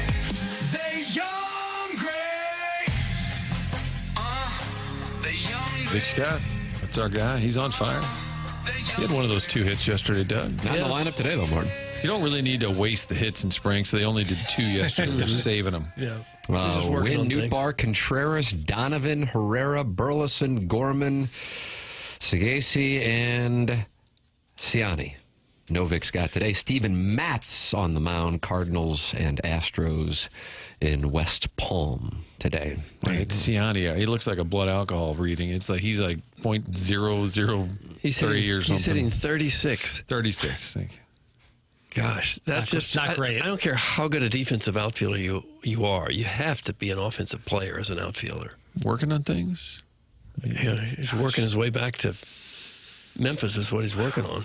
Mark Hanna works for you at Evergreen Wealth Strategies. He's the sponsor of the 9 o'clock hour here on TMA, online at evergreenstl.com. Already joined in the program for producer Joe, joining Jackson for his 27th birthday at 7:15, and Joe Buck also joining us in the 8 o'clock hour for Jackson's birthday. Go back and podcast it via the Schaefer Door Company podcast. That's all there for you on the 101 ESPN app and the TMA STL app, which are brought to you by Dobbs Tire and Auto Centers. Bernie Federko coming up at 9 o'clock. Martin, you have some. What do you have here? Fun with audio. So it's Jackson's birthday. We had a couple of guests call in, and some just did like little mic drops for me. And so you have 3 total. Do you have Mark? Can you go to number 3 first, Okay, Jackson? pull that up. Jackson, I don't know if you found them already. I hid them in yesterday's audio fun folder. I got them. So you should Thank have you. 1, 2, and 3. Let's hear number 3, please. Okay. Hey, Jackson, this is Kim Kilcoyne. Hope you're doing okay. My gosh. Happy birthday. I was just wanting to make sure that Martin didn't give you any old gift cards that he has sitting around from 590. Oh, boy. He has been known to do that. So if that happens, please let me know, and I will make sure that it's you a decent gift card or gift. Anyway, I love you on the air, and I get really rattled when these guys give you a time. So I hope they don't give you too hard of a time on your birthday. Anyway, love to listen to you, buddy, and happy birthday. Oh, wow. Did she drop a swear word in there? They said when they give you a profanity? I thought she said give dropped you herself. I think actually the phone just kind of cut out, and Oh, she my was God. concerned. She said, "Those gift cards, Jackson, got a little bit of a balance there." Let's go with number 2. Okay. Hey, Jackson, this is Coach Irons from the mighty Vashon High School. I know that you went to Ladue. I want to wish you a happy birthday. However, if you wanted a state championship, we got 10 of them, we will give you one. However, if you had come to Vashon like I told you to, you'd have had a 7 under your belt. But I still want to wish you a happy birthday and many more to come. Again, this is Coach Irons. And by the way, I know you love Mizzou. I'm down here in Nashville at the SEC tournament, and I'm going to wish Mizzou on. I heard also that you might be going to Mizzou. You were offered a scholarship. Congratulations. Congratulations on that scholarship. He's under the impression that you're a real player. I am a real player. Still at Ladue. Yeah. Oh, well. Again, this is Coach Irons. He resets. I love it. You got to reset. You That's got to awesome. reset That's awesome. within the Thank you. FOCO. Kim which and Coach Irons. the Thank you old so much. resets we would do, and Joe Buck would say, "Stop saying my name." Joe Buck joined. Stop saying that. And then I think we have a third. Yeah, number 1. We will play third. Jackson, what's going on? This is Josh Schertz, head coach of St. Louis University. Just wanted to call and wish you a happy birthday. Heard that you were offered a scholarship by Missouri here. And upon hearing that news, I've actually reached out to Coach Gates and trying to get a best-of-7 series for next year to play, alternating home and road. But with you on the team, we'd even just play all 7 down in Columbia. But wishing you your best ever trip around the sun, man. Hope all's well. We'll talk to you soon. Have a wonderful birthday. Take care. Oh, my God. Coach Shirts. It's so good. Martin, thank you so much. Shirts. That's incredible. Could have gone to That's unbelievable. Yeah. So, that's SIUE sent an offer over. Missouri. No offer from SLU. Yeah, he didn't seem to offer. He seemed to want to go head-to-head. Yeah. Like to manage against you. Like to manage against you. I respect the way you got to allocate resources correctly. He knows where my heart lies. But still, to can't afford you. Send that, of Yeah, course, it's NIL. That's right. So thank you. That's awesome. All 3. Just outstanding. Well, and my wife, Kim, really does get upset. She goes, I don't like when they all pick on Jen. They say terrible things. It really upsets her. And I said, well, let's put it into a voicemail. That's awesome. Coach Irons, I think he thinks you're in high school going to Mizzou, but that's okay. So then Shirt said, I'll text it to you or I'll call. I texted and said, I'll call and leave your voicemail. So then later I was trying to send stuff to Kurt. And then I sent him all the voicemails. Then I was trying to play them back to myself. I just wanted to make sure I was good with everything. And it's like 10:30 last night. I realized I called Shirts, and now it's 11:30 in D.C. Oh, God. And you know how that little button, you can play it out loud. It amplifies your voice. Right. And the one next to it is callback. I accidentally called Coach Shirts after he'd already done us the solid. And then I just immediately hung up and texted, sorry, I didn't mean to call. And he always does the thumbs up, whatever. He's on his phone constantly. Yeah. Getting ready, looking at Davidson game film. So now you've called Josh Shirts at 11:30, and then was it Robbie Avila in the middle of a game once? In the middle of a game. When you're down in Florida. Guys, Martin should have gotten a voicemail from Hadley. That is from Daddy Padre, which is exciting to have the Blues goalie listening He's to not us. the Blues goalie. That is exciting. Listen here, big boy. This is a big day for you. Here's what we're going to do today. We're going to give you a big raise, okay? But later in the day, I'm going to have to give you a pay cut, okay? So it's going to be kind of a rough ride. But that's all right. We'll go out later with the gift card. It would have been like a week later. It would have been like a week. He would have realized his mistake. And then Not sure how much. I'm not sure what the balance is on this car. Let me get a couple of things to go first. Well, as is the case, somebody is not happy. Oh, no. With that voicemail. Josh Shirts needs to coach the team instead of calling into radio stations. That's from Cowboy God 45 in the Michelob Ultra YouTube. That's my favorite part of Twitter is like anytime an athlete tweets anything, it's like, get in the gym, loser. Meanwhile, the person hasn't seen their feet in 6 years. Did you just fat shame social media users? I'm just imagining what that person would look like who would say such a thing. I saw yesterday. Did you see this yesterday? And at first I thought it might be like fake or was taken out of context. So Rory McIlroy is playing practice round on 7. Do we have audio? I mean, there really wouldn't be no reason for audio. So he hits a shot on 17, the island green at the Players, and hits it in the water. I mean, it's a practice round. It doesn't matter. So some, I don't know. Schlepper. Yes. I mean, probably, I would guess, in his late teens, early 20s, yells out. Again, this is during a practice round. I mean, he might be like, I'm going to work on a, different shot, ball flight, whatever. And he goes, and he's holding his phone up so he can get it on social media, get you likes. Yeah. And goes, just like 2011 at Augusta, Rory. Rory walks over and just goes, hey, can I have your phone? And then just grabs his phone and then walks away. takes the phone. I was so confused by because the goal, I'm sure he had thought, okay, I know what I'm going to do when this stuff happens, and I'll compartmentalize the emotion of it. I take the phone. That way he not only, he's the mark, but in addition, then he doesn't get his big moment where he was going to post that and it was going to be his like bait for, the fellow incels. Right, 100%. I was so confused by it because the way he took the phone, the person who took it was like, just let him take it. Like there was no fight in him. And then Rory started walking away with it. I was like, what? The way I thought of it was like maybe that the person was like actually behind who Rory took the phone, because it looked like he took his own phone because he started looking at it and the person just like gave it to him. It was so weird. I was so confused by it all. So did he give it back? I don't know. The video ends. Rory's like kind walking. Of a good move, though. Walking towards the green. Now, some in the Hilljack community, the word is That's soft, Rory's soft, as if the incels are supposed to have the ability, like they're invincible. They can't be, there can't be any retribution from, or you make toward a the lot of incel. money, that therefore you have to be allowed to be treated like garbage. Yeah, F weak. that. Yeah, big time. Agreed. But yeah, that was very confusing. Did you watch any of the YouTube golfers? I wanted to watch it, but I had some stuff going on and I wasn't able to watch it. Yeah, my boy Fat Perez hit like an 80-foot putt on 17 for To birdie. win? But for birdie, hit a clean Euro step after it. Did you call him Fat Perez? That's What his. about the clean Euro step after? You missed that part, Yeah, I Doug. did. That's his like YouTube name is Fat Perez because he kind of looks like Pat Perez, but he's really fat. Oh, but boy, can he hit a wedge! Wow, Jackson, you just got a birthday wish. I know you don't really know much about the St. Louis Blues, but how about this? Also, happy birthday, Jackson, from our team, the St. Louis Blues, to you. That's from Daddy Padre. Oh, nice. How about From that? It's not his team. He's not on the team. He never was on the team.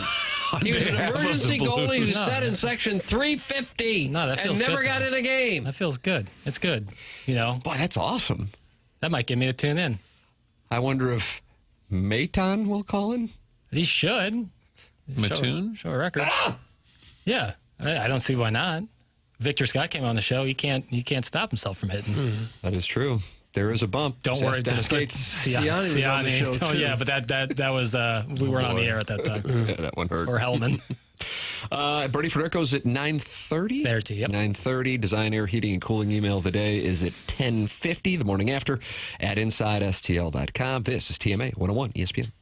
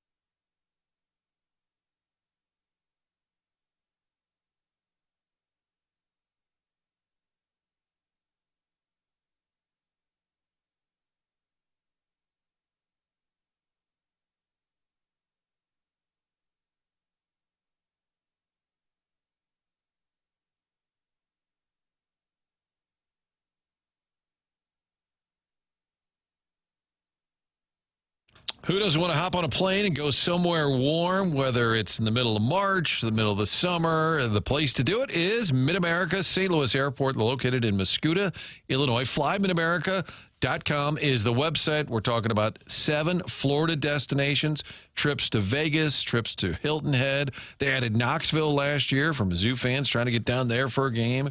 It's a great spot in Mascoutah, Illinois, and it's really convenient. When you fly, there's so many hassles. But when you go to Mid-America St. Louis Airport, less than $10 a day to park. It's about 15 minutes from parking to gate. Think about that. From parking to gate, about 15 minutes, and so many fun Allegiant destinations and really inexpensive flights. So get online, book that trip you've been thinking about for this summer. Take the kids. Going down to Destin, you can spend 13 hours in the car or about an hour and 15 minutes on the plane. Discounts for veterans, convenience, low prices, all of it at one spot. Mid-America St. Louis Airport. Book that flight at FlyMidAmerica.com.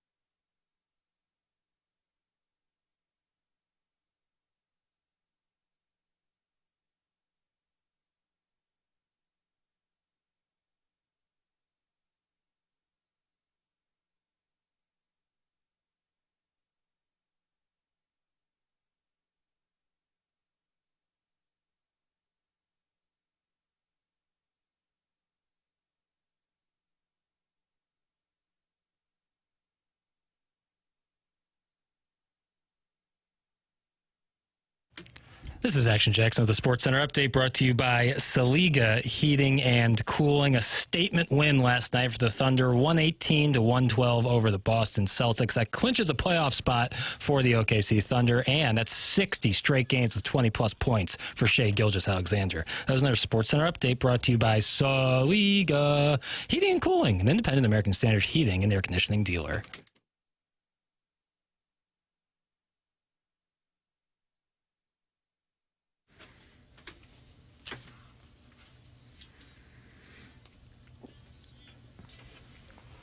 Is this your second favorite song? Is that what's going on? It's by my favorite artist, Mac Miller. Did I just hear a curse I word? dumped it. My bad. It's the clean version. I don't know why. Not that clean. How will I be explaining this to my kids tonight? You won't be able to. I can't explain it to mine. They're in their 30s. How are you going to post something as a clean version and allow that? This is honestly on Apple Music. You were not taking responsibility. Well, I guess I have This to. is broadcast radio. Who's all right? I dumped it. Mac Miller. May he rest in peace. Ariana Grande's gentleman caller for 2 years, was it, Doug? I don't know how long he called. So he must have been young, huh? Yeah, he was 26 when he died. What Is happened your to him? favorite artist? Overdose. Yes, my favorite artist. Certainly the most I've ever, listened to. And next to me, your favorite podcaster is Bill Simmons, am I right? Yeah, tied for first. Breaking news on Bill Simmons. After speculation that Bill Simmons might depart Spotify when his contract expired early this year, the sports guy is officially sticking around. According to a report from Bloomberg, Simmons revealed on Wednesday that he and his sports and pop culture brand, The Ringer, will continue to partner with the Swedish audio giant Spotify. Quote, I've been in enough work situations at this point that you just kind of know when you're in the right spot, Simmons said. In a statement, he signed with Spotify in 2020 for a deal worth $250 million. Oh. The Ringer was one of many splashy acquisitions Spotify made in the audio space around that time, including inking exclusive deals with The Joe Rogan Show and Call Her Daddy. I bet they're happy with those deals. Yeah. Wouldn't you think? Oh, look at I mean, that. I don't know the revenue on that, but God, I mean, those are three: The Ringer, Rogan, and Call Her Daddy. I mean, those are Huge three brands. of the biggest. Yeah. Or podcasting wise, for sure. And you were accused of plagiarizing. Call Her Daddy, or you accused of plagiarizing Often. Ringer? Yeah, and Rogan too. I try to credit whenever I do, but whatever. Mm-hmm. What are you gonna do? Can't win them all. No, Who accused you of this? People always accuse me of. Yeah, Swope. Mainly. Mainly Swope. The Jackson's questions that, Martin, as you've acknowledged, are a little existential, sometimes a little verbose, are actually just taken straight from The Ringer. No, it's like my movie. They say my movie takes are taken straight from The Ringer, which is fine. Here's one that's, I think, on a Ripken-esque streak. Is it the Chinese food again? Well, that's beyond. Cardinals Corner, it's called. This was from 7-3, which we didn't get to. A lot of talk about two very famous Cardinals wanting to manage in Yachty and Albert. Outside of those two, who are two other Cardinals from the 21st century who you think would make a good marriage? Or good manager, sorry. Good manager. But then... The first one's hotter. If you want to answer the first one, feel free. Also, what are some traits that lead to you to believe someone's a good manager and someone would be a good broadcaster? I'm like, what? Right at the end, just the breaking ball dropped out of the zone. Good broadcaster. I thought it was all about a good manager. Also, what are some traits? So we have to pick a Cardinal other than those two. Like Skip Schumacher is obviously doing it. But also, what are some traits that lead you to believe someone is a good manager and someone would be a good broadcaster? Are those related? No, but I think... Okay. Here's my reasoning, Martin. I think if you see somebody with a lot of charisma, the way they carry themselves, you might think, oh, they'd be a good manager. But then you'd also say to yourself, well, maybe they'd be a really good broadcaster. I want to know the difference. I don't think Skip Schumacher would necessarily be a great broadcaster. Right. I think Skip Schumacher would probably be the first one to say it. I remember, I guess, Doug, it was probably TMA, so it would have been me, you, and the Cat like a decade-ish ago. I think he was still playing. I don't remember. And we really hadn't had him on the show much, if at all. And he called in because I can picture us being at the KFNS studios in Webster Groves. I remember getting off the phone going, God, that guy's like a baseball guy. And so that stood out to me, but not necessarily like as a charismatic. And that's not to say he's not charismatic, not because he's entertaining. Like Wainwright strikes me more as broadcaster than manager. and I guess it's obvious because he is broadcasting, but I think I would have said that anyway. Molina and Pujols, kind of obviously, strike me more as managers than broadcasters, but Schumacher's an obvious one. Who else would be in that? Matt Holliday, maybe he's a manager. Certainly got a lot out of his two boys. Knows the game, well respected. Yeah. I'm confused at the premise. Am I picking a manager or a manager who'd be a good broadcaster? The first part of the question is talking about which of the Cardinals from the 21st century you think would make a good manager outside of Albert and Yachty. And then if you are to look at traits of a player, what would make you think this player would be a good manager or this player would be a good broadcaster or none of the above? I think a good manager would be Lance Berkman. I was going to say I also think he'd be a good broadcaster. Yeah, I got to tell you, I was thinking that as you were saying it. I think if you'd be a good broadcaster, you would also think that they'd be a good manager, but not vice versa. That's my take. A lot of broadcasters become managers. Yeah. Joe Torre, Aaron Boone. Bob Brenly kind of went back and forth between managing and broadcasting. Yeah. I feel like we're missing an obvious one. Carlos Beltran was going to be a manager. Yeah, Beltran would strike me as a great one. Until they started hitting trash cans with 2x4s. I hate that he got dinged. He was one of my favorite people to be around. He really was great. That's another guy that would fall in the category of baseball guy. What I'm trying to think of is a guy like Schumacher, who's obviously a starter at the major league level. But not a huge name that's kind of... Right. But it was so clear after that interview, and with all the spring training interviews we've done over the years, like I have no idea what McGreevy's career is going to be like. But that was one within 5 minutes. I'm like, if this guy's career takes, he could be a hell of a broadcaster. Yeah, sky's the limit. Well, I think the better he pitches, the more likely is we'll put him in the minors. Here's one, and I don't know. I know he was pitching last year. I think he's probably kind of toward the end of the road. From a great broadcaster standpoint, relatively obscure, very active in 2014 with the Cardinals, Marco Gonzalez. He was outstanding as an interview, loves the game, great communicator of it. That's an obscure play, but just one to keep an eye on. As a manager, you need to have a little bit of sandpaper in your game. You have to be willing to pet the cat the wrong way. Well, that might be too much sand, but that's too much grit. Yeah. You got to be likable, but still be able to crack the whip. Guys, what about Carlos Martinez? He knows how to scout good talent on Twitter. Thanks. That's from the 314. No, that's a great observation. Jose Martinez would have been a good broadcaster. He was funny. Yeah, he was great. He was great. Joe Kelly, another guy who'd be a great broadcaster. Yeah. Roland for manager. That's from the 314. He would not be interested in the pre- and post-game media sessions. Would make for some funny post-game audio. John Jay, that's from Mahomes' Long Body. He's already on it. Tim would be a great manager. That's from the Total Package. I never played, though, for the Cardinals. That's the only reason why I think. But I think you'd command respect in the room. Schilt never played for the Cardinals either. I guess you're right. Okay. That's Tim. Perfect. What number would you take as manager? I always find that weird. The managers get have a decimal in front of it. Oh, God, drop out of that again. It's two dropouts. Like the meat mill guy. Like 0.6. That's offensive. Bernie Federko is going to join us coming up here on the program. He will be with us for our Blues interview. Moved it back today because Joe Buck was with us in the 8 o'clock hour for the Jackson Burkett birthday gala. What would you give a JB on a scale of 1 to 10?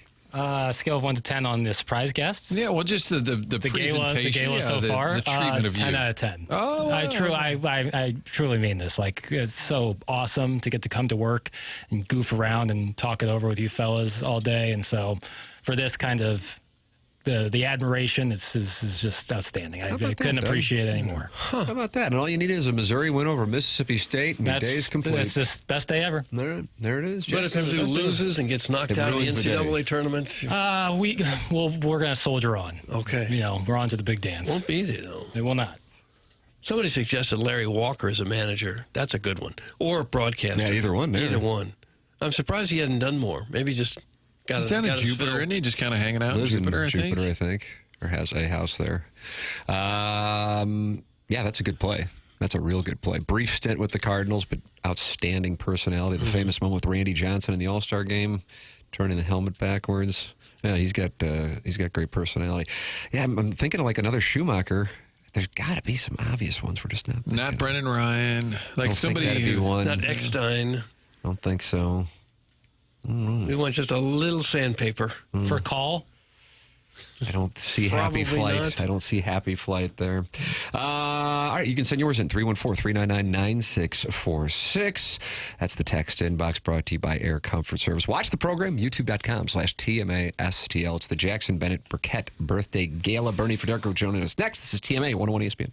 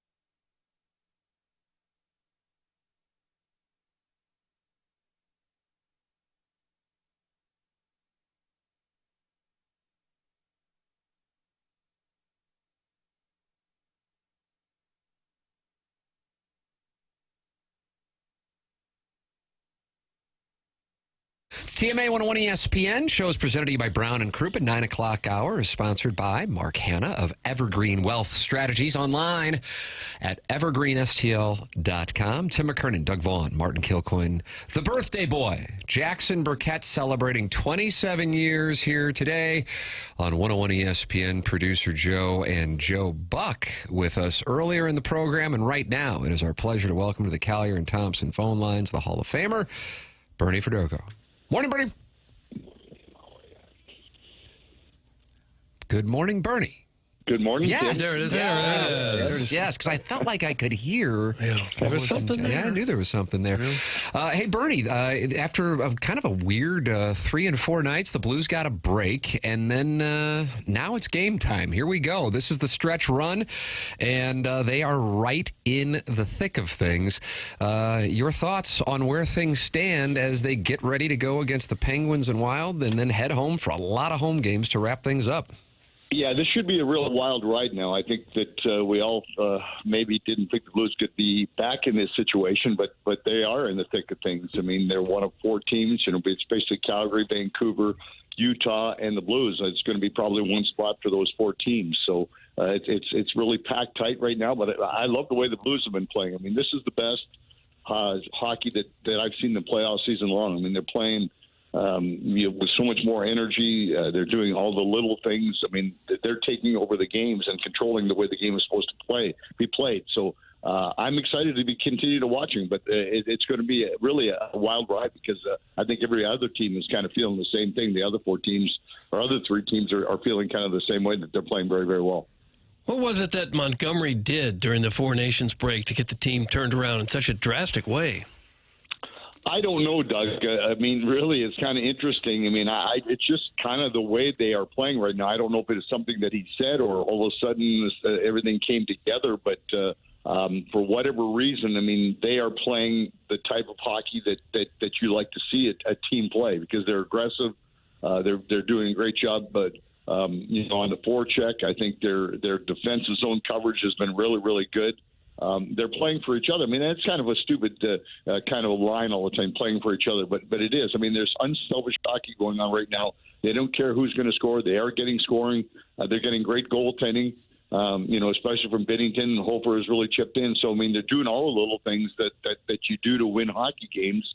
Other than, I mean, they're still a special teams. I think is going to be a big key going down the stretch run. They've got to be able to score in the power play, and they've got to be, really good on their penalty kill because that's kind of been their Achilles heel all season long. Have you been on talented teams, but there was a bad vibe in the room, and it just kind of affects the outcomes? You always sort of hear that, how like, well, they all get along, but if they don't get along, it just sort of leads to kind of mixed results on the ice. And every once in a while, like the old Yankees, they say, oh, they all hate each other, but then they win. How important is that in the room chemistry? Yeah, Martin, it is. I mean, there's no question that when you like each other, when you really have that vibe of one for all for one, it really makes a big difference. And I mean, I think for the most part, teams always have the camaraderie. I mean, when you're together for 7 or 8 months in a row, I mean, you tend to whether you like a guy or not, you kind of you learn his traits and his habits, and you get along with him, and you do the right things to make sure everybody stays on the same page. So, I mean, I never saw an issue with this team anyway. I mean, they've been together. They like each other. They're doing the things that you need to do to score goals, to be good teammates. But for whatever reason, sometimes it just comes together where you just start believing that this guy is going to win the face-off. This guy's going to set up your play. You're going to read off the other guy. And right now, that seems to be happening with the Blues. And, I mean, it took quite a while to do that. And for whatever reason, it's coming together at the right time. And hopefully they just continue to make it go. With points being so precious, so important right now, you think they ride Binnington almost nearly every game the rest of the way? Do you still mix Hofer in there? Yeah, but I would expect that if I was in charge, I think I would be riding Binnington as much as I could. I mean, he's obviously played so well. I mean, especially since the Four Nations tournament, I mean, he's been absolutely outstanding. But I mean, you can't burn him out either. I mean, there's still a lot of games left. I mean, we got a little less than 5 weeks left to go, and the Blues still have 17 games, so you can't play him every night, and especially these 3 and 4 nights. I mean, here it is again. I mean, tonight, Saturday, and Sunday. So I mean, you got to get Hoper into one of those games. So I don't know which one it will be, but certainly you've got to. In my opinion, you got to ride Bennington as much as you can. Bernie, we don't know the particulars behind the scenes. If Toronto had a serious offer, if Schenn could have gone to the Leafs and he turned it down, do you think part of it, though, as a captain, you don't want to walk into the room here and say, hey, guys, I don't really believe in you. I'm going to go somewhere else and try and win a cup. Like, that's got to be out. If it was on the table, I could see Schenn not wanting to do that to his team that he is, especially in that captain's role. Well, what's funny about it, Martin, is that when you have a no-trade clause, I mean, it is up to you to decide what you want to do, whether it's good, for you yourself, it's good for the team, or bad for the team. And I think that, obviously, management wants to make the decision right off the bat. But when then there is a trade clause in there, I think you have to look at all the options that you have. And I don't know exactly what happened with it, whether or not Schenn, got the opportunity to turn it down, or maybe it was even part of the question: would you go if we make this deal or this and that, and had the conversation before they even tried to make a deal with Toronto, whoever it may be. So I mean, and as captain of the team, you're the leader. You want to stay here. You don't want to be part of something else. I mean, Schenn. I mean, I think that maybe if Braden hadn't won a Stanley Cup in the past, well, he's won one here. He's with the Blues back in 2019, and he loves it here. He still wants to be a part of this team, and he is the leader. So if that was me, I probably would have been in a situation, hey, I don't want to go. I like it here. But whether or not that happened with him, I don't know. But certainly I'm really glad that he's still here, because I think he's still a big part of this hockey club. You probably would have never gone to Detroit if you had a no trade, I'm guessing. I guess I would have. There's no question I would have not, Doug. No, there was no such thing back there. But no, I would have certainly turned that down. Absolutely. Yeah, I was heartbroken that day. A lot of us were. Yeah. Probably not as heartbroken as Bernie. I was about to say. There might be somebody on the call more heartbroken. I was broken in more places than my heart. That was a kick to the shorts. Yeah, yes, it was. It's all in the book too. My Balloon Out, Bernie Federko with JR. Jeremy Rutherford. So your job's got to be a lot more fun right now. I mean, nobody wants to go cover a team that's trading off parts and like just finishing out the string. It is. It's a lot more. It's always fun when teams are winning, when they're playing well. There's a lot more to talk about, and being around the guys and going to practice is a lot more fun, watching them, how they play and how they react in the locker room, even with the press. So it's a lot better when things are going good, and certainly it's going good now. It's been a great stretch. What they won 7 of the last 10 or whatever it is, and the whole issue is going to be they probably have to win another 7 out of 10. So they have the most favorable schedule, so that should play a big part of it. They've got a fair amount of games here at home, and I mean, it's the whole thing is that they got to beat the teams that you're supposed to beat. And right now, out of the last 17, 9 of them are in the division, and we talked about that at the beginning of the season.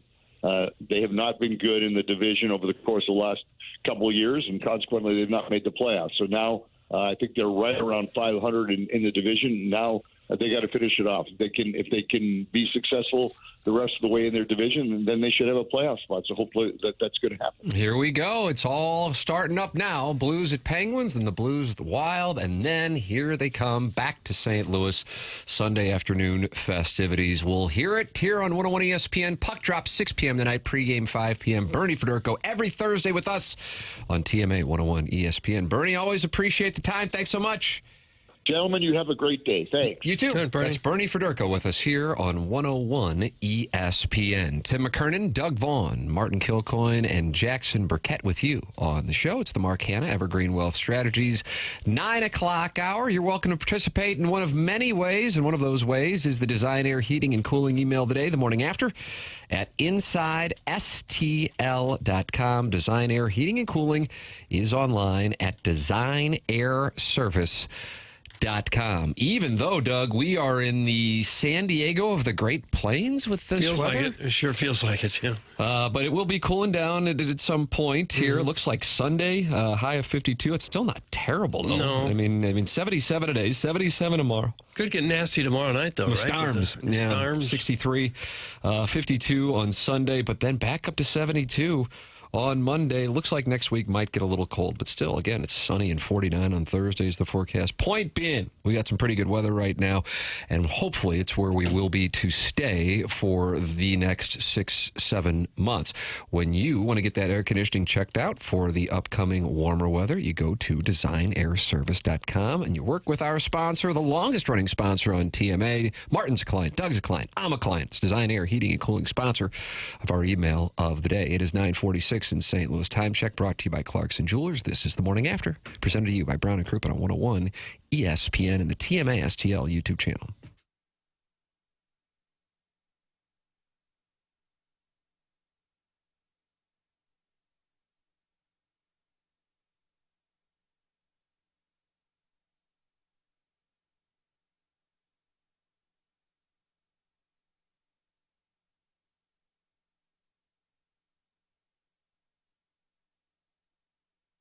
Together Credit Union started as Eagle Credit Union right in the shadows of Anheuser-Busch. The employees got together, built up their own credit union. Now it's part of our community. 14 area Together Credit Unions, and they also offer something new.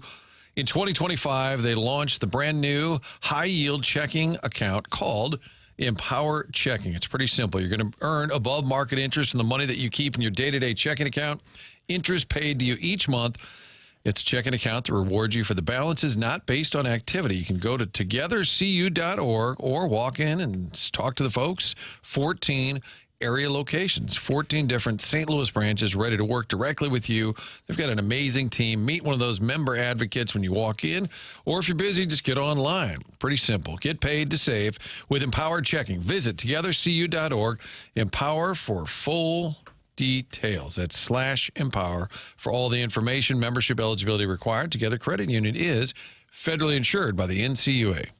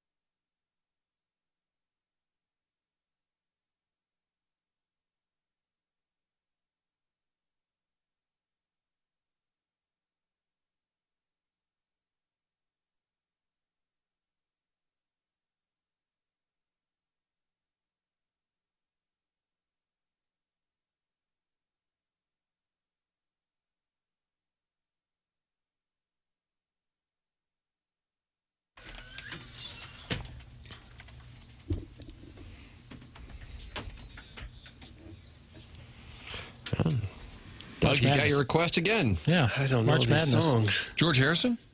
Fuge. Super Pluto. Future. March Madness. 2015 masterpiece. This is a masterpiece? Yeah. How so? It's about as good as it gets. This? No. No one's going to be singing this 50 years from now like they I did will that be. George Harrison song. I you will be. won't be. You want that? Yes. March every time the big dance is coming around, playing Doug, March you might Madness. as well bet it. Yeah, I'm going to go ahead and bet it.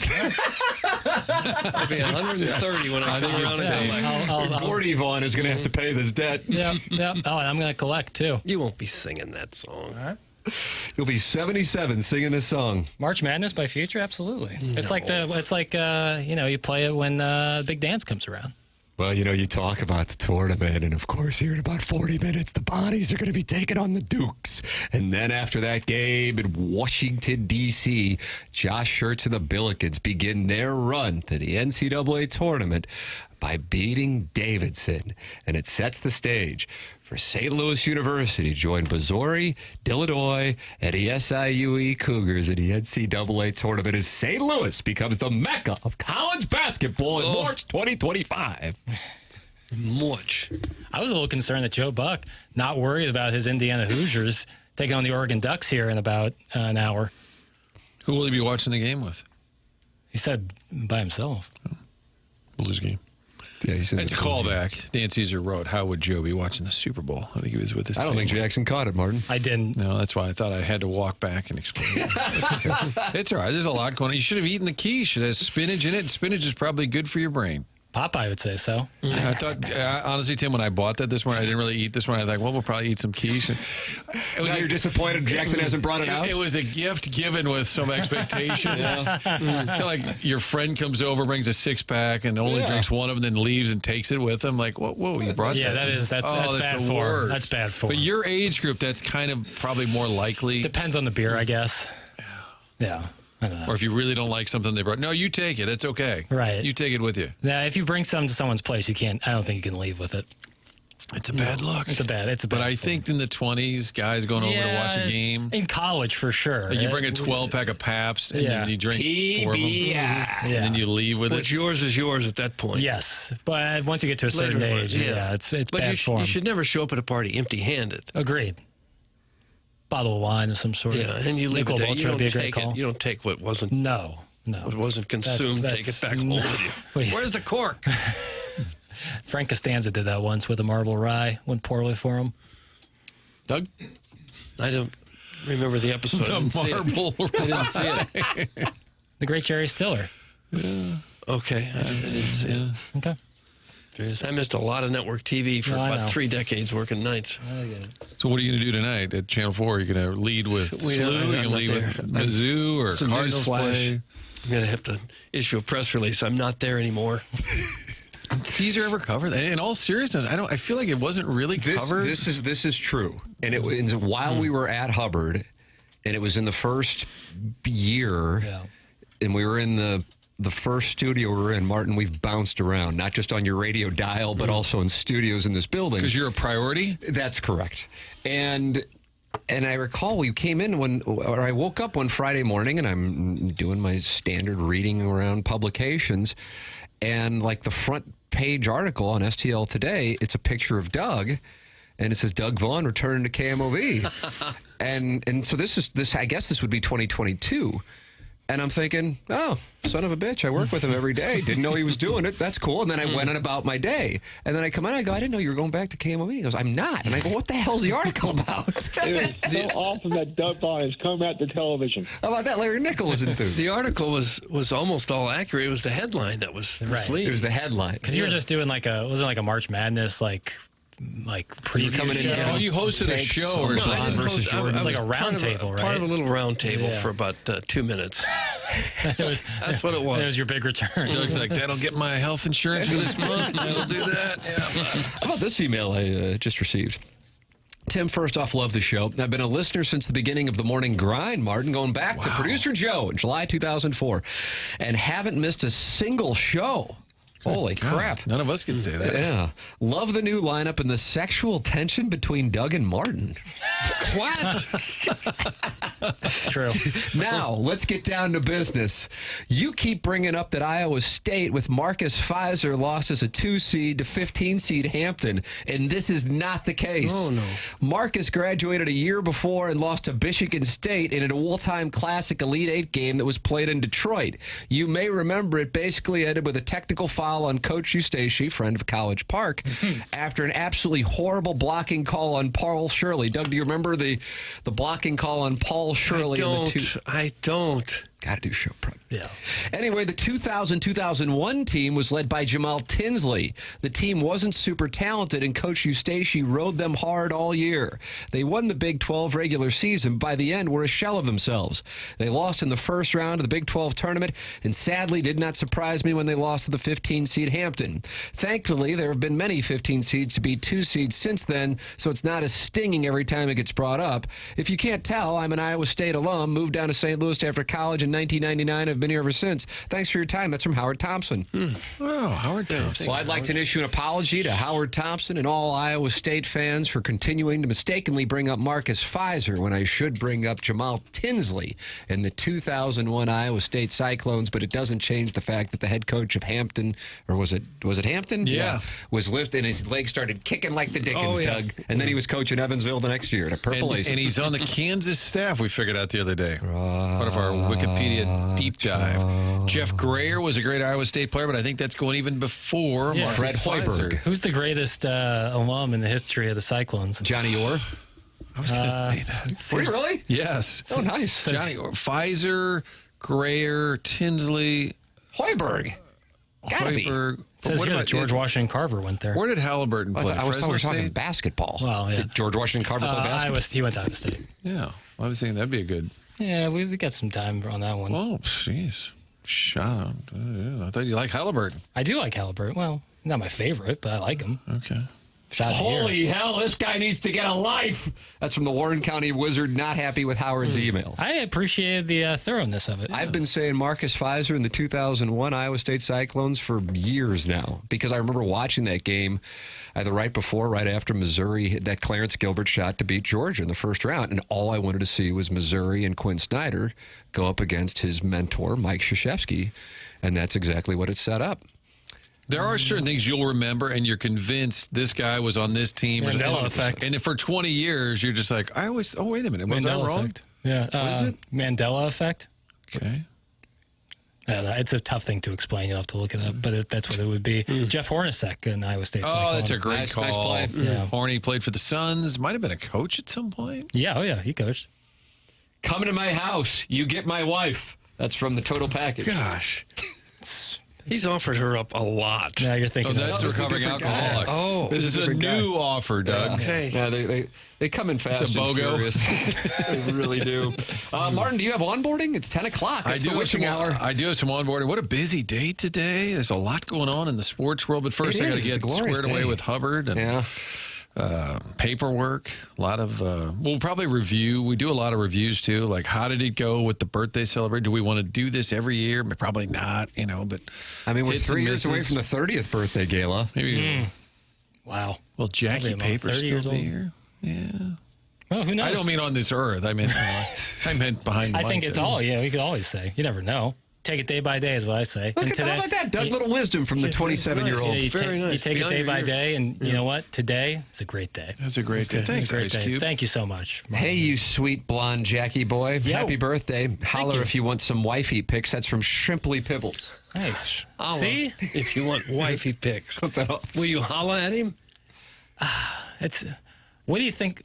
That's a tough question. Like, what do you think the pictures would look like? That was a tough question, Doug. That wasn't a fair question. You won't know unless like, you is it holla. just like Well, a, he sends in pictures of his wife all the time, and That's she like him. actually is attractive. Agreed. But it's like just him and his wife. like a wedding. Like, what am I gonna do? What are you like asking for? Like, No. Well, what's he offering? Is the question. It's getting pretty specific here. that's what I'm picking up a read too. I feel and I gotta like tell you, I tip my cap to you. Sometimes in onboarding, I'll raise my hand, and I feel like today I'm going to have to ask a question, an HR-related question. Well, the listener, I don't know. I'm not sending him any pictures. Feels like a Friday, doesn't it? Yeah, because it's Jackson's birthday, and everybody's in celebratory mode. And there's got all these games on. Well, you and talk about the tournament. Doug won't let us watch more than 2 hours of TV. That's going to be. You want that's a gonna heart be attack? Buzzkill. So you can watch 15 minutes of the Billikens, 30 of Mizzou, 15 Illinois. All of a sudden, you're out of now. Billikens, rah, rah, rah. Pete Carroll. Shish boom ba. Pete Carroll went to Iowa State? He was a coach at Iowa State. Oh, well, they've all coached everywhere, but... Yeah, Matt Brown, also a coach at Iowa State. Yeah. Tom Herman, friend of Drew Lock. That's correct. Okay, cool. Hook 'em. Yeah, that... nothing made me happier than when his downfall. Yeah, I think he's Florida Atlantic. Yeah, flamed out a bit. I hope it continues. Well, it was a skyrocketing stock. Was he in college banty? football. Yeah, he was a little banty. All right, Martin, enjoy your onboarding. Jackson, we will continue the birthday gala into the 10 o'clock hour that will feature, I would imagine, heartfelt emails from listeners for the design and heating and cooling email of the day. Yeah. Yes. Retrospectives on my career so far. That's right. That's coming up at 10:50. Tim McKernan, Doug Vaughn, Jackson Burkett, Chairman Kurt, heading into the 10 o'clock hours. Martin heads into onboarding. This is TMA, presented to you by Brown & Crouppen on 101 ESPN.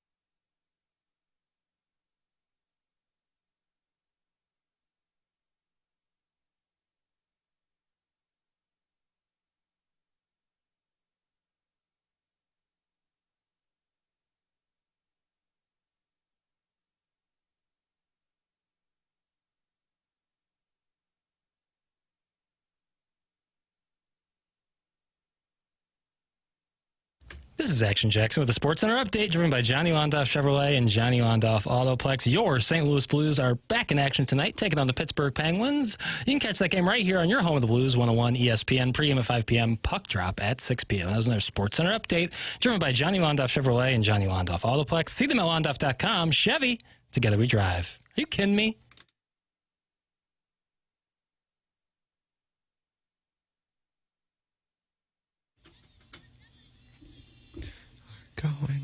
Going. World Series. Going.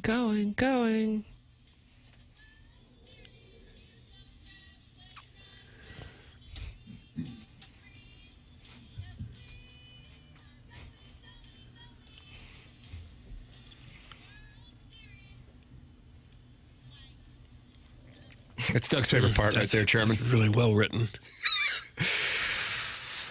Yeah, I think the Cardinals are, so this is the song that'll be playing over the next 6-7 months. Could very well be.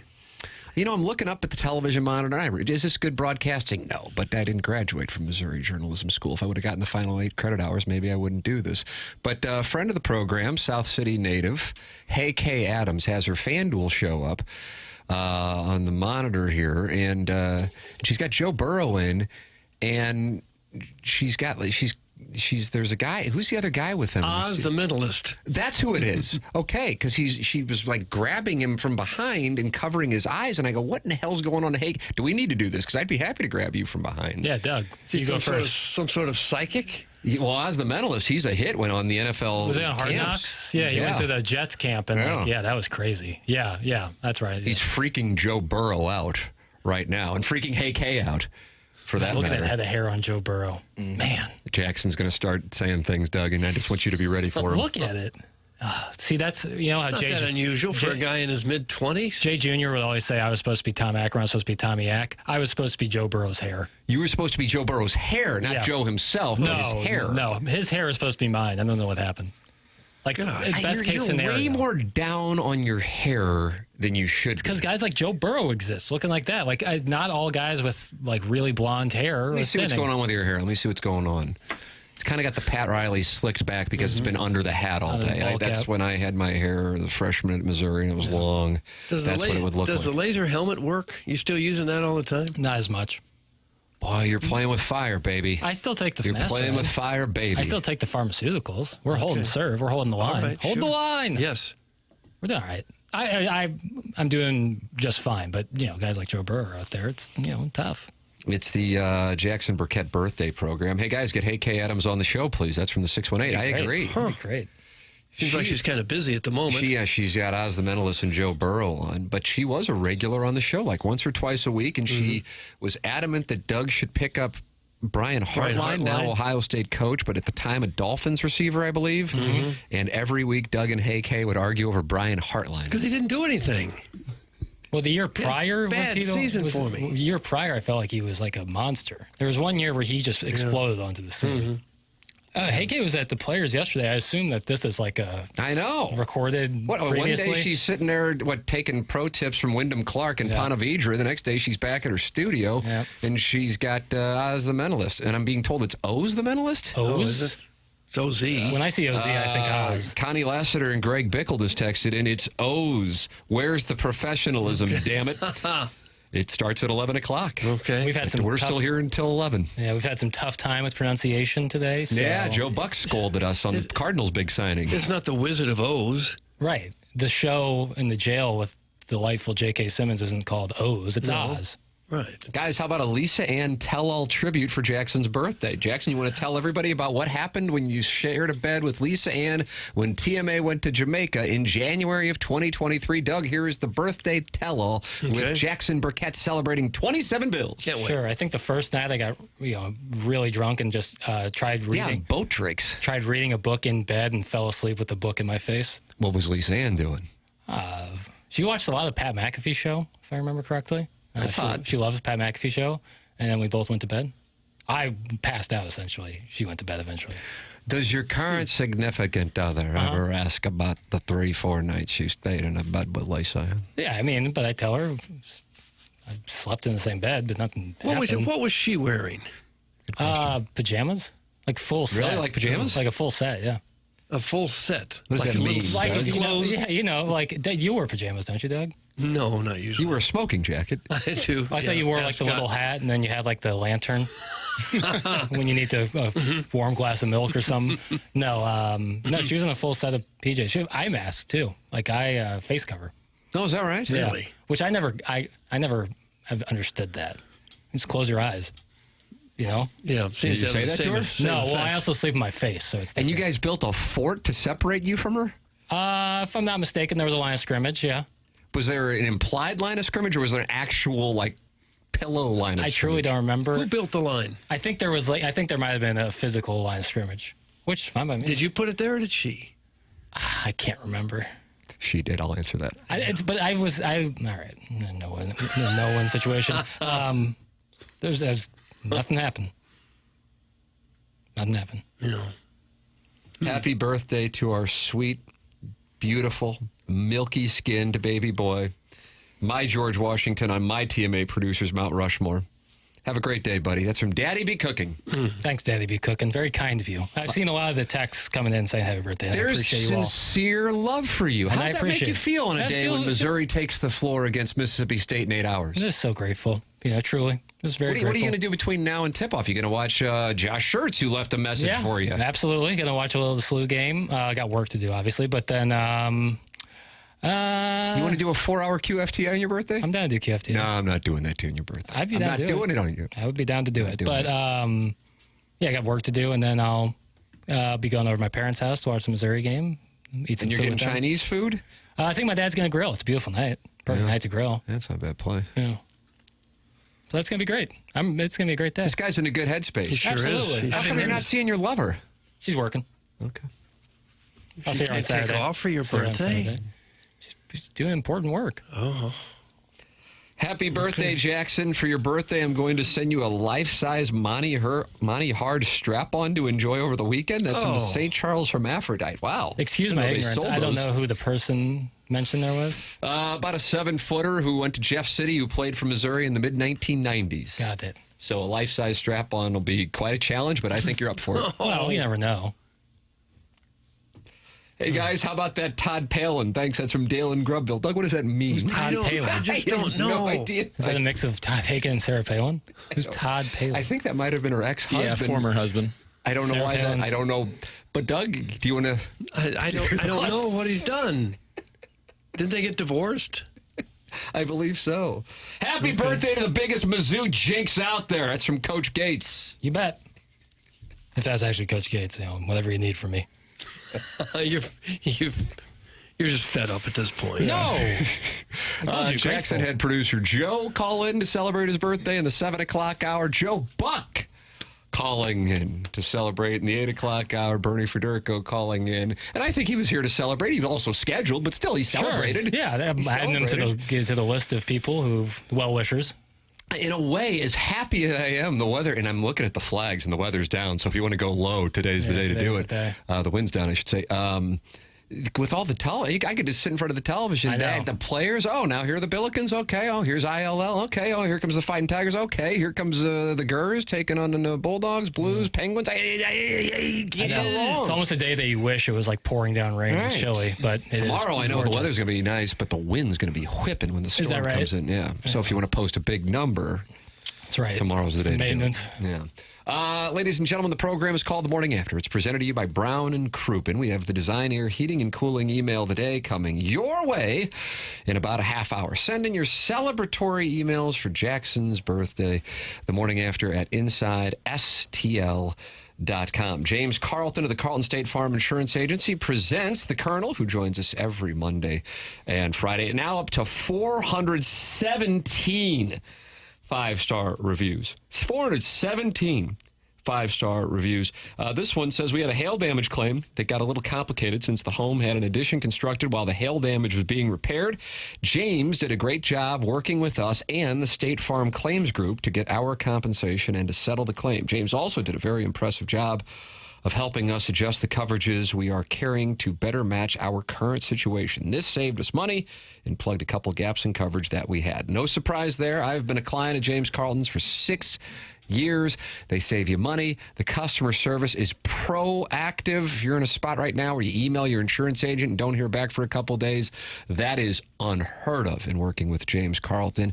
And this is important stuff. I know you don't think about it until you need it, but when you need it, man, you need it urgently. That's why you want somebody who has the staff with the size and the customer service training of James Carlton's in Webster Groves. 314-961-4800 to go online at carltoninsurance.net. Tim McKernan, Doug Vaughn, Chairman Kurt, Jackson Burkett with you. This is The Morning After, presented to you by Brown & Crouppen on 101 ESPN and the TMA STL YouTube channel.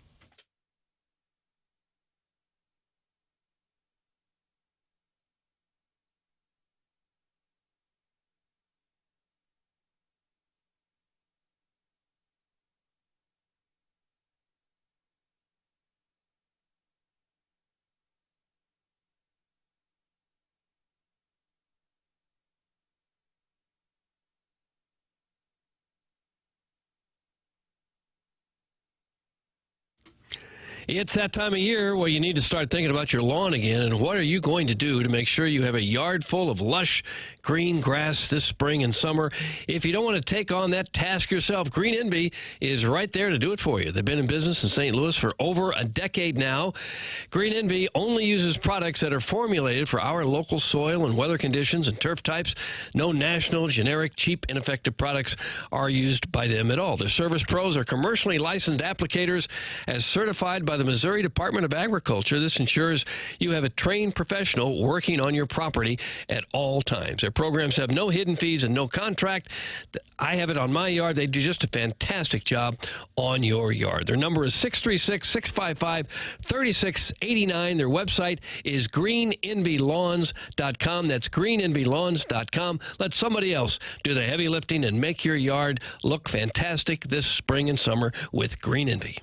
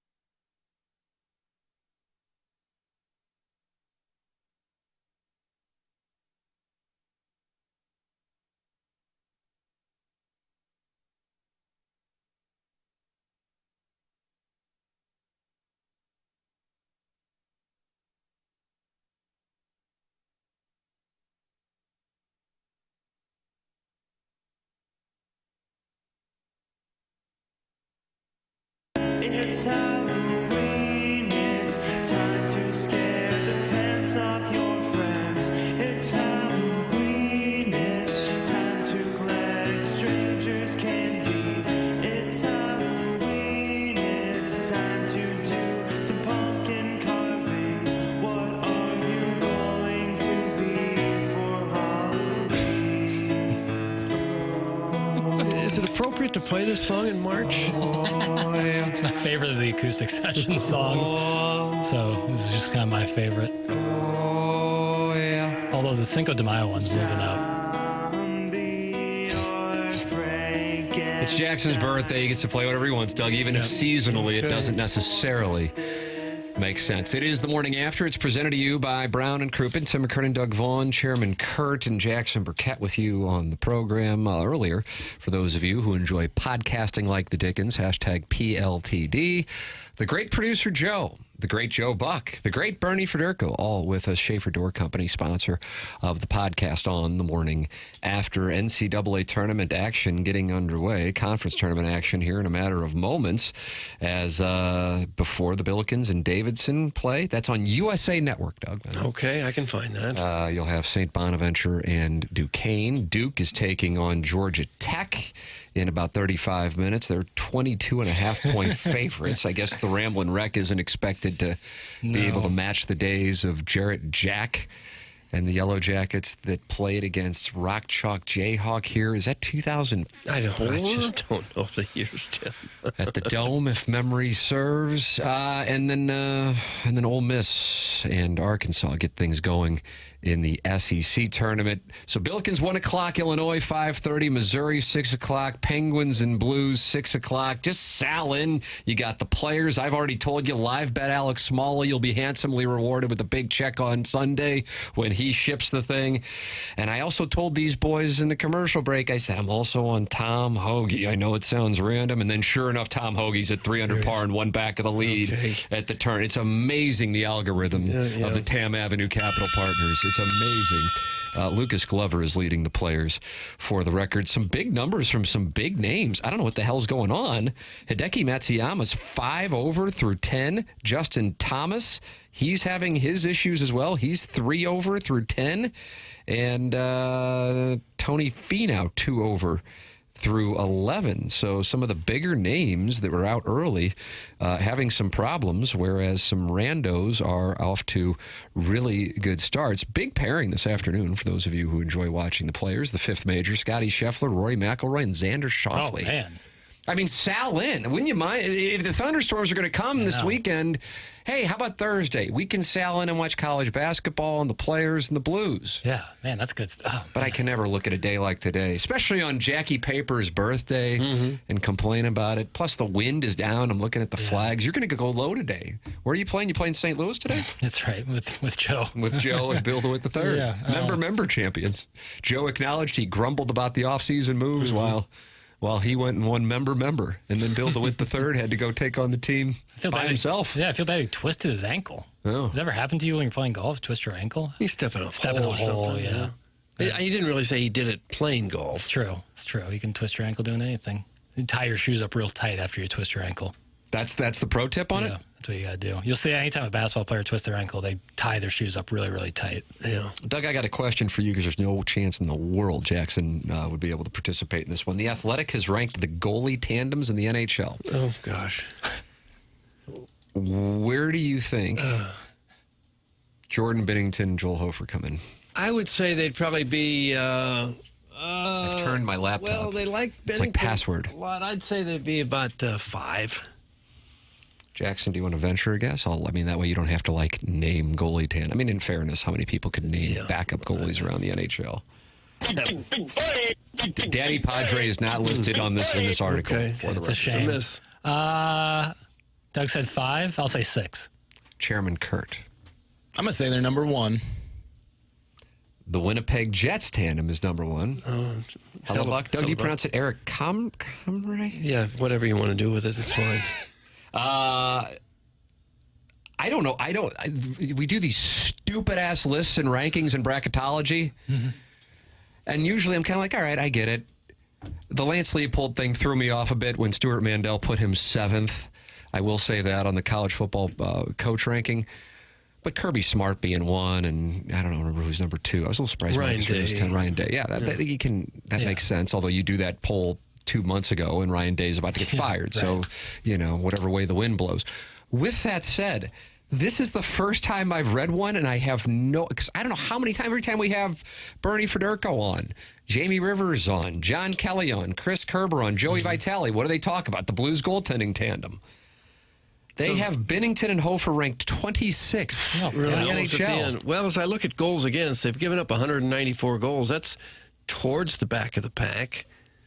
I just feel like I have to tell you, I'm floored. Yeah. I mean, I'm not going to be tweeting from my burner on that. Just how hopping mad are you on a scale of 1 to 100? Mad. The honest answer is 1. Yeah. Surprised on a 1 to 100, 100. Are you really? 26th? Now, again, I have to reiterate, I'm not all that familiar with the depth charts of goaltenders around the league. Yeah.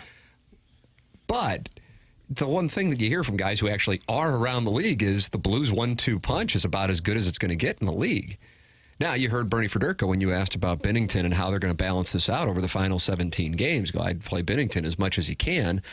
They'll probably, it'd be shocking if Binnington's not in there tonight, and then they'll split this weekend with the back-to-back. Back-to-back, maybe. With the Wild, and then at home for the, would you call 5 o'clock at this point, even though it's sunny out? Would you call that evening or afternoon? I'd say evening. Okay, it's going to be sunny. Okay. Daylight savings time. But, God, that really...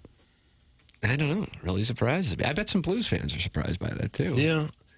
I had more time to think about it, I would have probably put them about the middle of the pack. Maybe at 5 would have been a little bit aggressive. But middle of the pack, I would think, at least. Jackson, do you have a problem when a text starts off? It's not great. Not a great start. What about, which one's worse? It's worse. Binnington's stats across this entire season aren't great. It's from the 3 and 4. No, they're not. They haven't been. You still feel and yet he was picked to be the goalie for Team Canada. That stands for something. If they were to get into the playoffs, and I would put the percentage for the record at this moment if you're interested, because I am short in the market, brother, at 4%. That's where I am. If they were to get into the playoffs, even though I got them at 4% as we sit here on little Jackie Paper's birthday gala of March 13th, I'd go, hell, I know they're probably playing the Winnipeg Jets. I'll give them a chance. You know why I give them a chance? Why? Because of Binnington. Yeah. I saw yesterday DraftKings had them at like 27% chance to make it or something, 30%. They had the 2 big sports books, and they were like 30%-ish, something in that range of making the playoffs. Yeah, it looks like Money Puck's got them at 29. 29% for the Blues, 24.8% for Utah, 29% for Calgary, 30% for Vancouver. You add that up, and it is 120%. I don't understand. Because to me, you have 4 teams competing for one spot, but theoretically, like Minnesota is not at 100%. They're at 91.7% in case they were to fall off. Hell, who knows? They were kind of falling around. Blues get a chance to play them heads up this week. I don't know. Well, where the goaltending is concerned, it doesn't seem like that's going to be a problem for the Blues. Like, that's not why they wouldn't get in or possibly make a playoff run. But it could be the reason why they make a nice run and go somewhere in the playoffs. Because when Binnington gets hot, he can be about as good as anybody. Yeah. He hasn't been over the course of this whole year, but the last month or so he has been. And overtime in Boston in the Four Nations was another example of the first period in Boston in 2019 in Game 7. He just has that ability. Holy crap. But again, when he was about to steal a series from the eventual Stanley Cup champions in 2022, he wasn't even the Blues starter in their first-round series against the Wild until he came in and took the job from Villiers. So, guys, I just got back from a week at a resort in Mexico that was full of Canadians. I don't know why they stated it. It was a brutal winter. But after talking to numerous people, they still do not respect Binnington in Canada. That surprises me. He won that thing for him. 100%. I'm looking up the best goaltending tandems of all time. Hasek and Fuhr. In Buffalo. You've heard of those names. Yeah. I don't think you have. Good call. What's Hasek's first name? Not on his birthday. You didn't do it to him on his birthday. You didn't do it on his birthday. Ray? You didn't do Ray? It. Oh, Ray. Grant Fuhrer, right? Yes. All right. He was only a member of the Blues. I remember that. I knew him from that.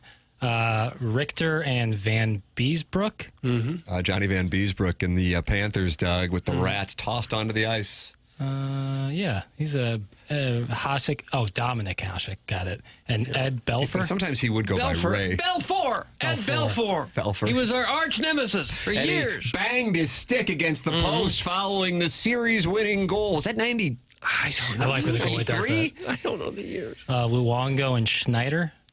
Mm-hmm. Schneider was the handyman, one day at a time. He was. Rob Schneider? Did he have something going with the mom of the house? And she had a bowl cut like Danny Cooksey and Oliver. Kind of redheaded. Yeah, people don't talk about that enough. No, they should talk more about it. Thank you. Because it's only been, 40 or 50 years since it was on. Who would you say is the Blues' biggest opponent villain in franchise history? Oh, I like that question, Chairman. Possibly Belfour. Well, he was hated. Cadre The Belfour chance at the old barn. Oof, I do remember that. I was young, but I remember smoke that. over the ice. Yeah. Old money. Gino Ajik almost beat up the whole team once in Vancouver. Remember that when they were running away from him? Was Probert hated? Yeah, sure. Yeah, but also in a way respected. It's kind of like the Grim Reaper and Reed Simpson. We were talking about that with somebody. I don't know. Did we talk about that with Pronger maybe? When he was on as a surprise guest a few weeks ago, and I went back and I looked at that on YouTube. My God. Oh, yeah, it was bad. And you were right. You said the Kings bench recoiled. Yeah. And they really did. Like, guys like, oh, no. even though it was their teammate doing it, they're like, oh, God, why did Reed Simpson? And right before it happened, the broadcaster goes, well, Reed Simpson, not one to back down. Oh. Who ran over Fuhrer? Kiprios? Yeah, that's right. Yeah, Nick Kiprios. Guys, Wendell Clark was hated. That's from the 314. What about Seabrook and Wakey Wakey? Remember that Wakey Wakey Bacchus? Yeah. Mm-hmm. You remember that, Jackson? Mm-hmm. Yeah, that was someone named Duncan Keith. Was there someone named Duncan Keith? Yeah. Look at you. What a big response to the Ray Hasek debacle. And he hit. That's the title of the segment. Who did he hit? Ray Hasek. He hit the captain, right? Oh no! I would have. Once he got the Duncan Keith, I would have waved to the fans and said, "Thank you for the birthday Wakey, wishes." wakey, Bacchus, yeah. And then you go, "Oh, it was the captain, wasn't it?" David Bacchus. And that, of course, happened 40 years ago, so it's understandable why Well, it Jackson. wasn't that long ago. I was thinking about Brad Boyes for whatever reason, and he didn't get hit. No. Okay. No. Who was that cute little dish that ended up on NBC Sports? He was a Blackhawk. Brian Kunderman? No. He was the dish. Patrick Sharp. That's the one. No. Yeah, our audience was really attracted to him, and he would be on the show on a regular basis during the playoff run, and then the audience would flirt with him. That's weird. It's cool. Why didn't we ever get Ray Hasek on? I'd be a great surprise guest, and I'll just call him Ray. Send your emails in on Ray Hasek's performance the morning after at InsideSTL.com. This is TMA, presented to you by Brown & Crouppen.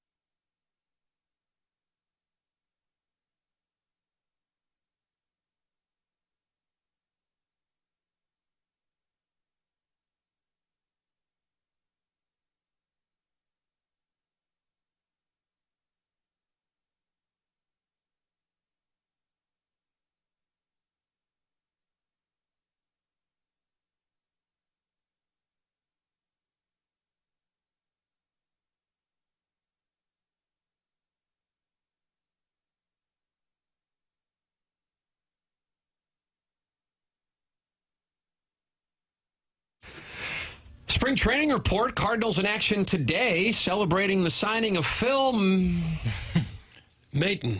That's right. Maton. Joe Buck was on earlier and scolded us candidly. Yeah. He said he felt like when he called games, Maton pitched every game. Maton is now started. We lost it again. Maton. I like Martin. I know it started with May, but is it Maton or Maton? I think 3.66 ERA in a combined 71 games for the Mets and Rays last year. Cardinals and Astros. This is in West Palm today, taking on Houston with Steven Matz. Your lineup is as follows: Wynn, Nootbaar, Contreras, Donovan, Herrera, Burleson, Gorman, Sagasi, and Ciani. Steven Matz. Doug, do you like the term towing the slab? I don't mind it, yeah. Nolan Gorman got his eye back. So far, it's my favorite drop of the Cardinals season. Poor Ciani's 1 for 28 with 10 strikeouts. And what's the average? .036? Yeah, 36 he's hitting. Donovan's hitting 131. Wynn's hitting 94. All these guys are due. Guys, it'll be exciting when Maton is pitching in the second inning of Matz's first start when he gets hurt. That's from Chairman Steve in Wildwood, who was able to ask Joe Buck a question when Joe joined us in the 8 o'clock hour. Go back and podcast at 101 ESPN app, brought to you by Dobbs Tire and Auto Centers. And that was, I saw you at Sportsman's Park the other day. What is your go-to at Sportsman's Park? And Joe said turkey burger with jalapenos, steak fries, and then a Natalie salad, which is a kale salad. I'm a Larry Wilson burger guy myself. Are you really? What's in that? Let's see. It's bacon and like special sauce. Yeah, it is good. That's making me think maybe I go Sportsman's and sal in and watch the Players and watch ILL and watch the Gers and the Blues. Yeah, steak fries make any afternoon of sports viewing even better. I might do that for your birthday. Yeah, in honor of me. I'll go to a Ledoux establishment, That's assuming true. they let the South City kid into the neighborhood. I don't know that they would. Yeah, just take a shower. Do you want them cooked in beef tallow? Yeah, I guess. Steak and Shake is committed to doing that. Did you see that the other day? Yeah, good on them, I guess. They're the first fast food place to say, all right, we'll get rid of the nasty fried oil and use beef tallow. Yeah. I mean, I think if you're deep frying potatoes, whatever liquid you're going to use is probably not going to be great for you. But I guess it does make a difference. I guess. Duck fat. What about it? Fries in the duck fat. Put some curds on there. Yeah. A little poutine. Okay. French fries and gravy, sir. I'd pull up the drop, but who's got the time? Sign Air Heating and Cooling email today is coming up next. This is TMA 101 ESPN.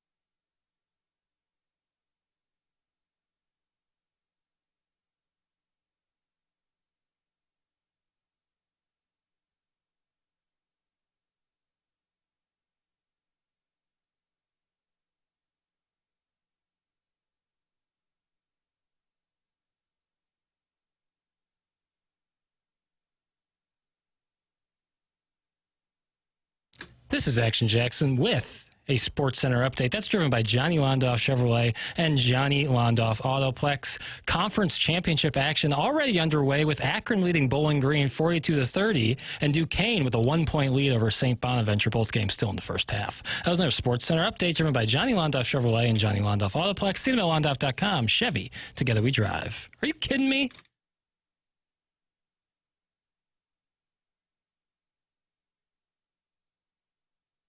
CMA 101 ESPN, the Jackson Burkett Birthday Jubilee. Stars and friends alike joining the program today. Everybody wanted to be able to say they were on Jackson Burkett's 27th birthday show. And for everyone who was involved and anyone who said happy birthday during the course of the program, thank you, truly, from the bottom of my heart. It means the world. Means the world to me. Well, they're now going to say happy birthday in the Design Air Heating and Cooling email the day. Guys, Plops here. Back to what Doug was saying in the 8 o'clock hour, which I completely agree with. Lent is fake news. I don't know what he bases that opinion on, but I respect him for speaking his truth. It's very powerful. And I think he's on to something about Lent being a weird list of superstitions backed by Big Cod. Never said any of this. Last Friday, guess what? I ate meat. In fact, I ate meat all GD day, and it's not like I was struck down by lightning. I was, however, randomly beaten by a group of strangers that evening. They roughed me up for a bit, stole all my clothes, then drove me around in their van while we listened to Josh Groban CDs. Side note, Josh Groban's rendition of You Raise Me Up while being will bring a grown man to tears. Even if you're hog-tied in the nude to the floor of a church van. What? You will never top on Eagles' Wings, obviously, Tim, but this is a close second. You guys should play it sometime. Hell, you're on an FM radio station. Give the people what they want for once. Well, these bastards eventually tossed me out of the van onto the parking lot of the Jeffco Wesley Rogers Steakhouse Buffet. Have you guys ever eaten there? That salad bar is anything but fake news. I'll sometimes eat 4 salads in a row, each time with a different dressing. That's showbiz, babe. Well, thanks. It's Misty Plops, Doug. Very nice. Misty Plops. Good morning. What a jubilation for Jackson. Our prince has blossomed into a beautiful, extremely pale, exceptional word spinner. Congratulations for kind of being on the Mount Rushmore of TMA producers. Jackie was youngry before it was cool. Now that you're in your prime and finally the legal age of 27, I just want you to know you make us yorny. Very yorny. Best of luck in the best of 7 against SLU next year. Shirts and the boys are coming for you. If you think you can outplay Shirts and Doug combined on that bench with their basketball wit, you have another thing coming. The Wizard of Crestwood is a killer. Anyway, happy birthday. It's odd we realized on Jackson's birthday that Martin is actually the best producer on the show. Enjoy this weather, boys. And Jackson, have a good one. That's from Joey Vitale's Orange Scully. Who is it? Thanks, JVO. Joey like that? Have a good Vitale's You like Orange that? Scully. I kind of like that. Have a good one. Big fan. Greetings and salutations, gentlemen, and happy birthday, pal. Thanks. I hope you finally get laid tonight, but make sure you don't jinx the Tigers. Great show today, although I missed all of it after 8 with work calls, so for all I know, maybe it sucked. I, think you guys need to make Doug laugh like crazy every day. Of course. My 2 favorite moments since I started listening 5.5 months ago was when Doug almost ruined the email of the day by laughing hysterically when Tim read from the Kansas City's Gray Sexual to slide into my DMs because there ain't no more blood in my BMs. Oh. And yesterday when we found out Doug revels in others' pain when Action Jackson played the audio of the 2 baseball announcers getting smacked in the head with a foul ball. Well, I had to get up from my desk. I was laughing so hard I had tears coming out of my eyes listening to that handsome piece of ass laugh. Oh. Anyway, back to work. Go Blues. That's from Doug's botched Brazilian wax job. Doug's botched Brazilian wax job. Are they just not finished? He's new. Yeah, what happened on your Brazilian? It got botched. When I heard a surprise guest was calling in for Jackson's birthday, my mind started racing. Who could it be? Charles Barkley? Frank Haith? Maybe even his hunky work husband, Andrew Marsh? Nope. It was a former lawn boy turned angry radio producer turned parking lot attendant who hasn't been associated with the show in over a decade. Nothing says happy birthday like watching your coworkers chat with their old friend while you quietly sit in the corner as they reminisce about memories that don't include you. And let's not fall for the revisionist history either. The texters were tossing hosannas at Prod Joe's feet today, but that's a load of BS. I remember Joe as the whipping boy, and his bleeding brown hole was the focal point of many crude jokes. The only man in America with an ankle tattoo used to be relentlessly mocked for getting too chummy with Andy Dick, but somehow he's beloved now. The good news is that this logic might also apply to Jackson one day. 13 years from now, the texters won't call him a commie. And the year 2038, as TMA prepares for its 35th anniversary potluck orgy, when Doug is puttering through the Hubbard hallways on a rascal. And Tim Subbard's slap tear is almost healed. Jackson will finally will be remembered as our 40-year-old pale hero who still cuddles with his Xavier Pinson body pillow. Thanks, gonna give it to you. Happy birthday, Ledoux boy. That's from the JV golf coach. Thanks, JV golf coach. And finally, well, Doug, you wanted him. We got him. Phil Maton? What do you mean you've never heard of him? He's a 32-year-old right-handed relief pitcher who has a league average career ERA plus of 100. He's been a trusted part of recent postseason bullpens for the Guardians, Astros, and Mets. So look for him to have a big October after getting dealt mid-season. What's that? Friend of the show, Joe Buck, is hopping mad because we're pronouncing Maton's name wrong. You say Maton, I say Maton. Let's set the whole thing out. Happy birthday, Libby Jack Virgin Adderall Camboy. Shave off that trash stash and snort them rails of crushed up prescription ADD medicine because it wouldn't be March Madness without our beautiful baby emotionally over-leveraged hoop rock junkie screaming mouse in the house and overreacting to every sus officiating call. That might be my favorite part of the live stream. Yeah, it happens often. What a treat to have Prod Joe back like Jordan wearing the 4-5, but if Jordan had a landing strip. There's a week in the TMA calendar holier than this one, going back to Prod Joe's final 3 days on the program in March of 2013. Everyone remembers 590 The Man, 1380 The Woman, Bolt of Lightning press conference that featured an uncomfortable Frank Cusimano being forced to speak like he was being held hostage, as well as some guy named Todd Robbins mumbling something about the opposite side of change being the golden goose. And who could forget Dan Marshall telling how much he believes in giving back to the community charity. But it was the March 13th show that Prod Joe had his finest moment, leading the 30-minute long deep dive on porn search analytics broken down by state and country, where he learned the number 8 most popular search term in Hungary is grandpa gay. That's what we have for the design heating and cooling email today. It came from Buck Swope. Sure, Buck Swope with a nice little email this morning. However, I think it's high time someone called out Big Cod, and Misty Plops did just that. So I'm going to vote for Misty Plops. I like the JV golf coach. Did you? Jackson. I liked Buck Swope. I thought the JV golf coach was the best email, and that means the JV golf coach has won the Design Air Heating and Cooling email of the day. Chairman Kurt and I, that alliance, very dangerous when it comes time to vote on the floor of Congress, Doug. Here we are, calling our shots. It's fun, Chairman, isn't it? Power's fun. I like the days when me, Doug, and Chairman vote for 3 different people, and it goes to you. Yeah. I think it's it was a birthday treat. Well, I think it just shows that the strong batch of emails. Yeah. Tip of the cap to the audience. Time for us to go. BK and Ferrari are coming up next. Jackson's going to go enjoy his birthday orgy. That'll be fun. And you'll finish that off and then watch Missouri and Mississippi State. But don't forget about the Billikens at 1, ILL at 5:30. And, of course, the Blues and Penguins here on 101 ESPN with the puck drop at 6 p.m. pregame at 5 p.m. Time for us to go. For Jackson Burkett, for Chairman Kurt, for Martin Kilcoyne, for my brother Kevin, for Douglas Elvin Vaughn, I'm Tim McKernan. This has been The Morning After, presented to you by Brown & Crouppen on 101 ESPN and the TMA STL YouTube channel.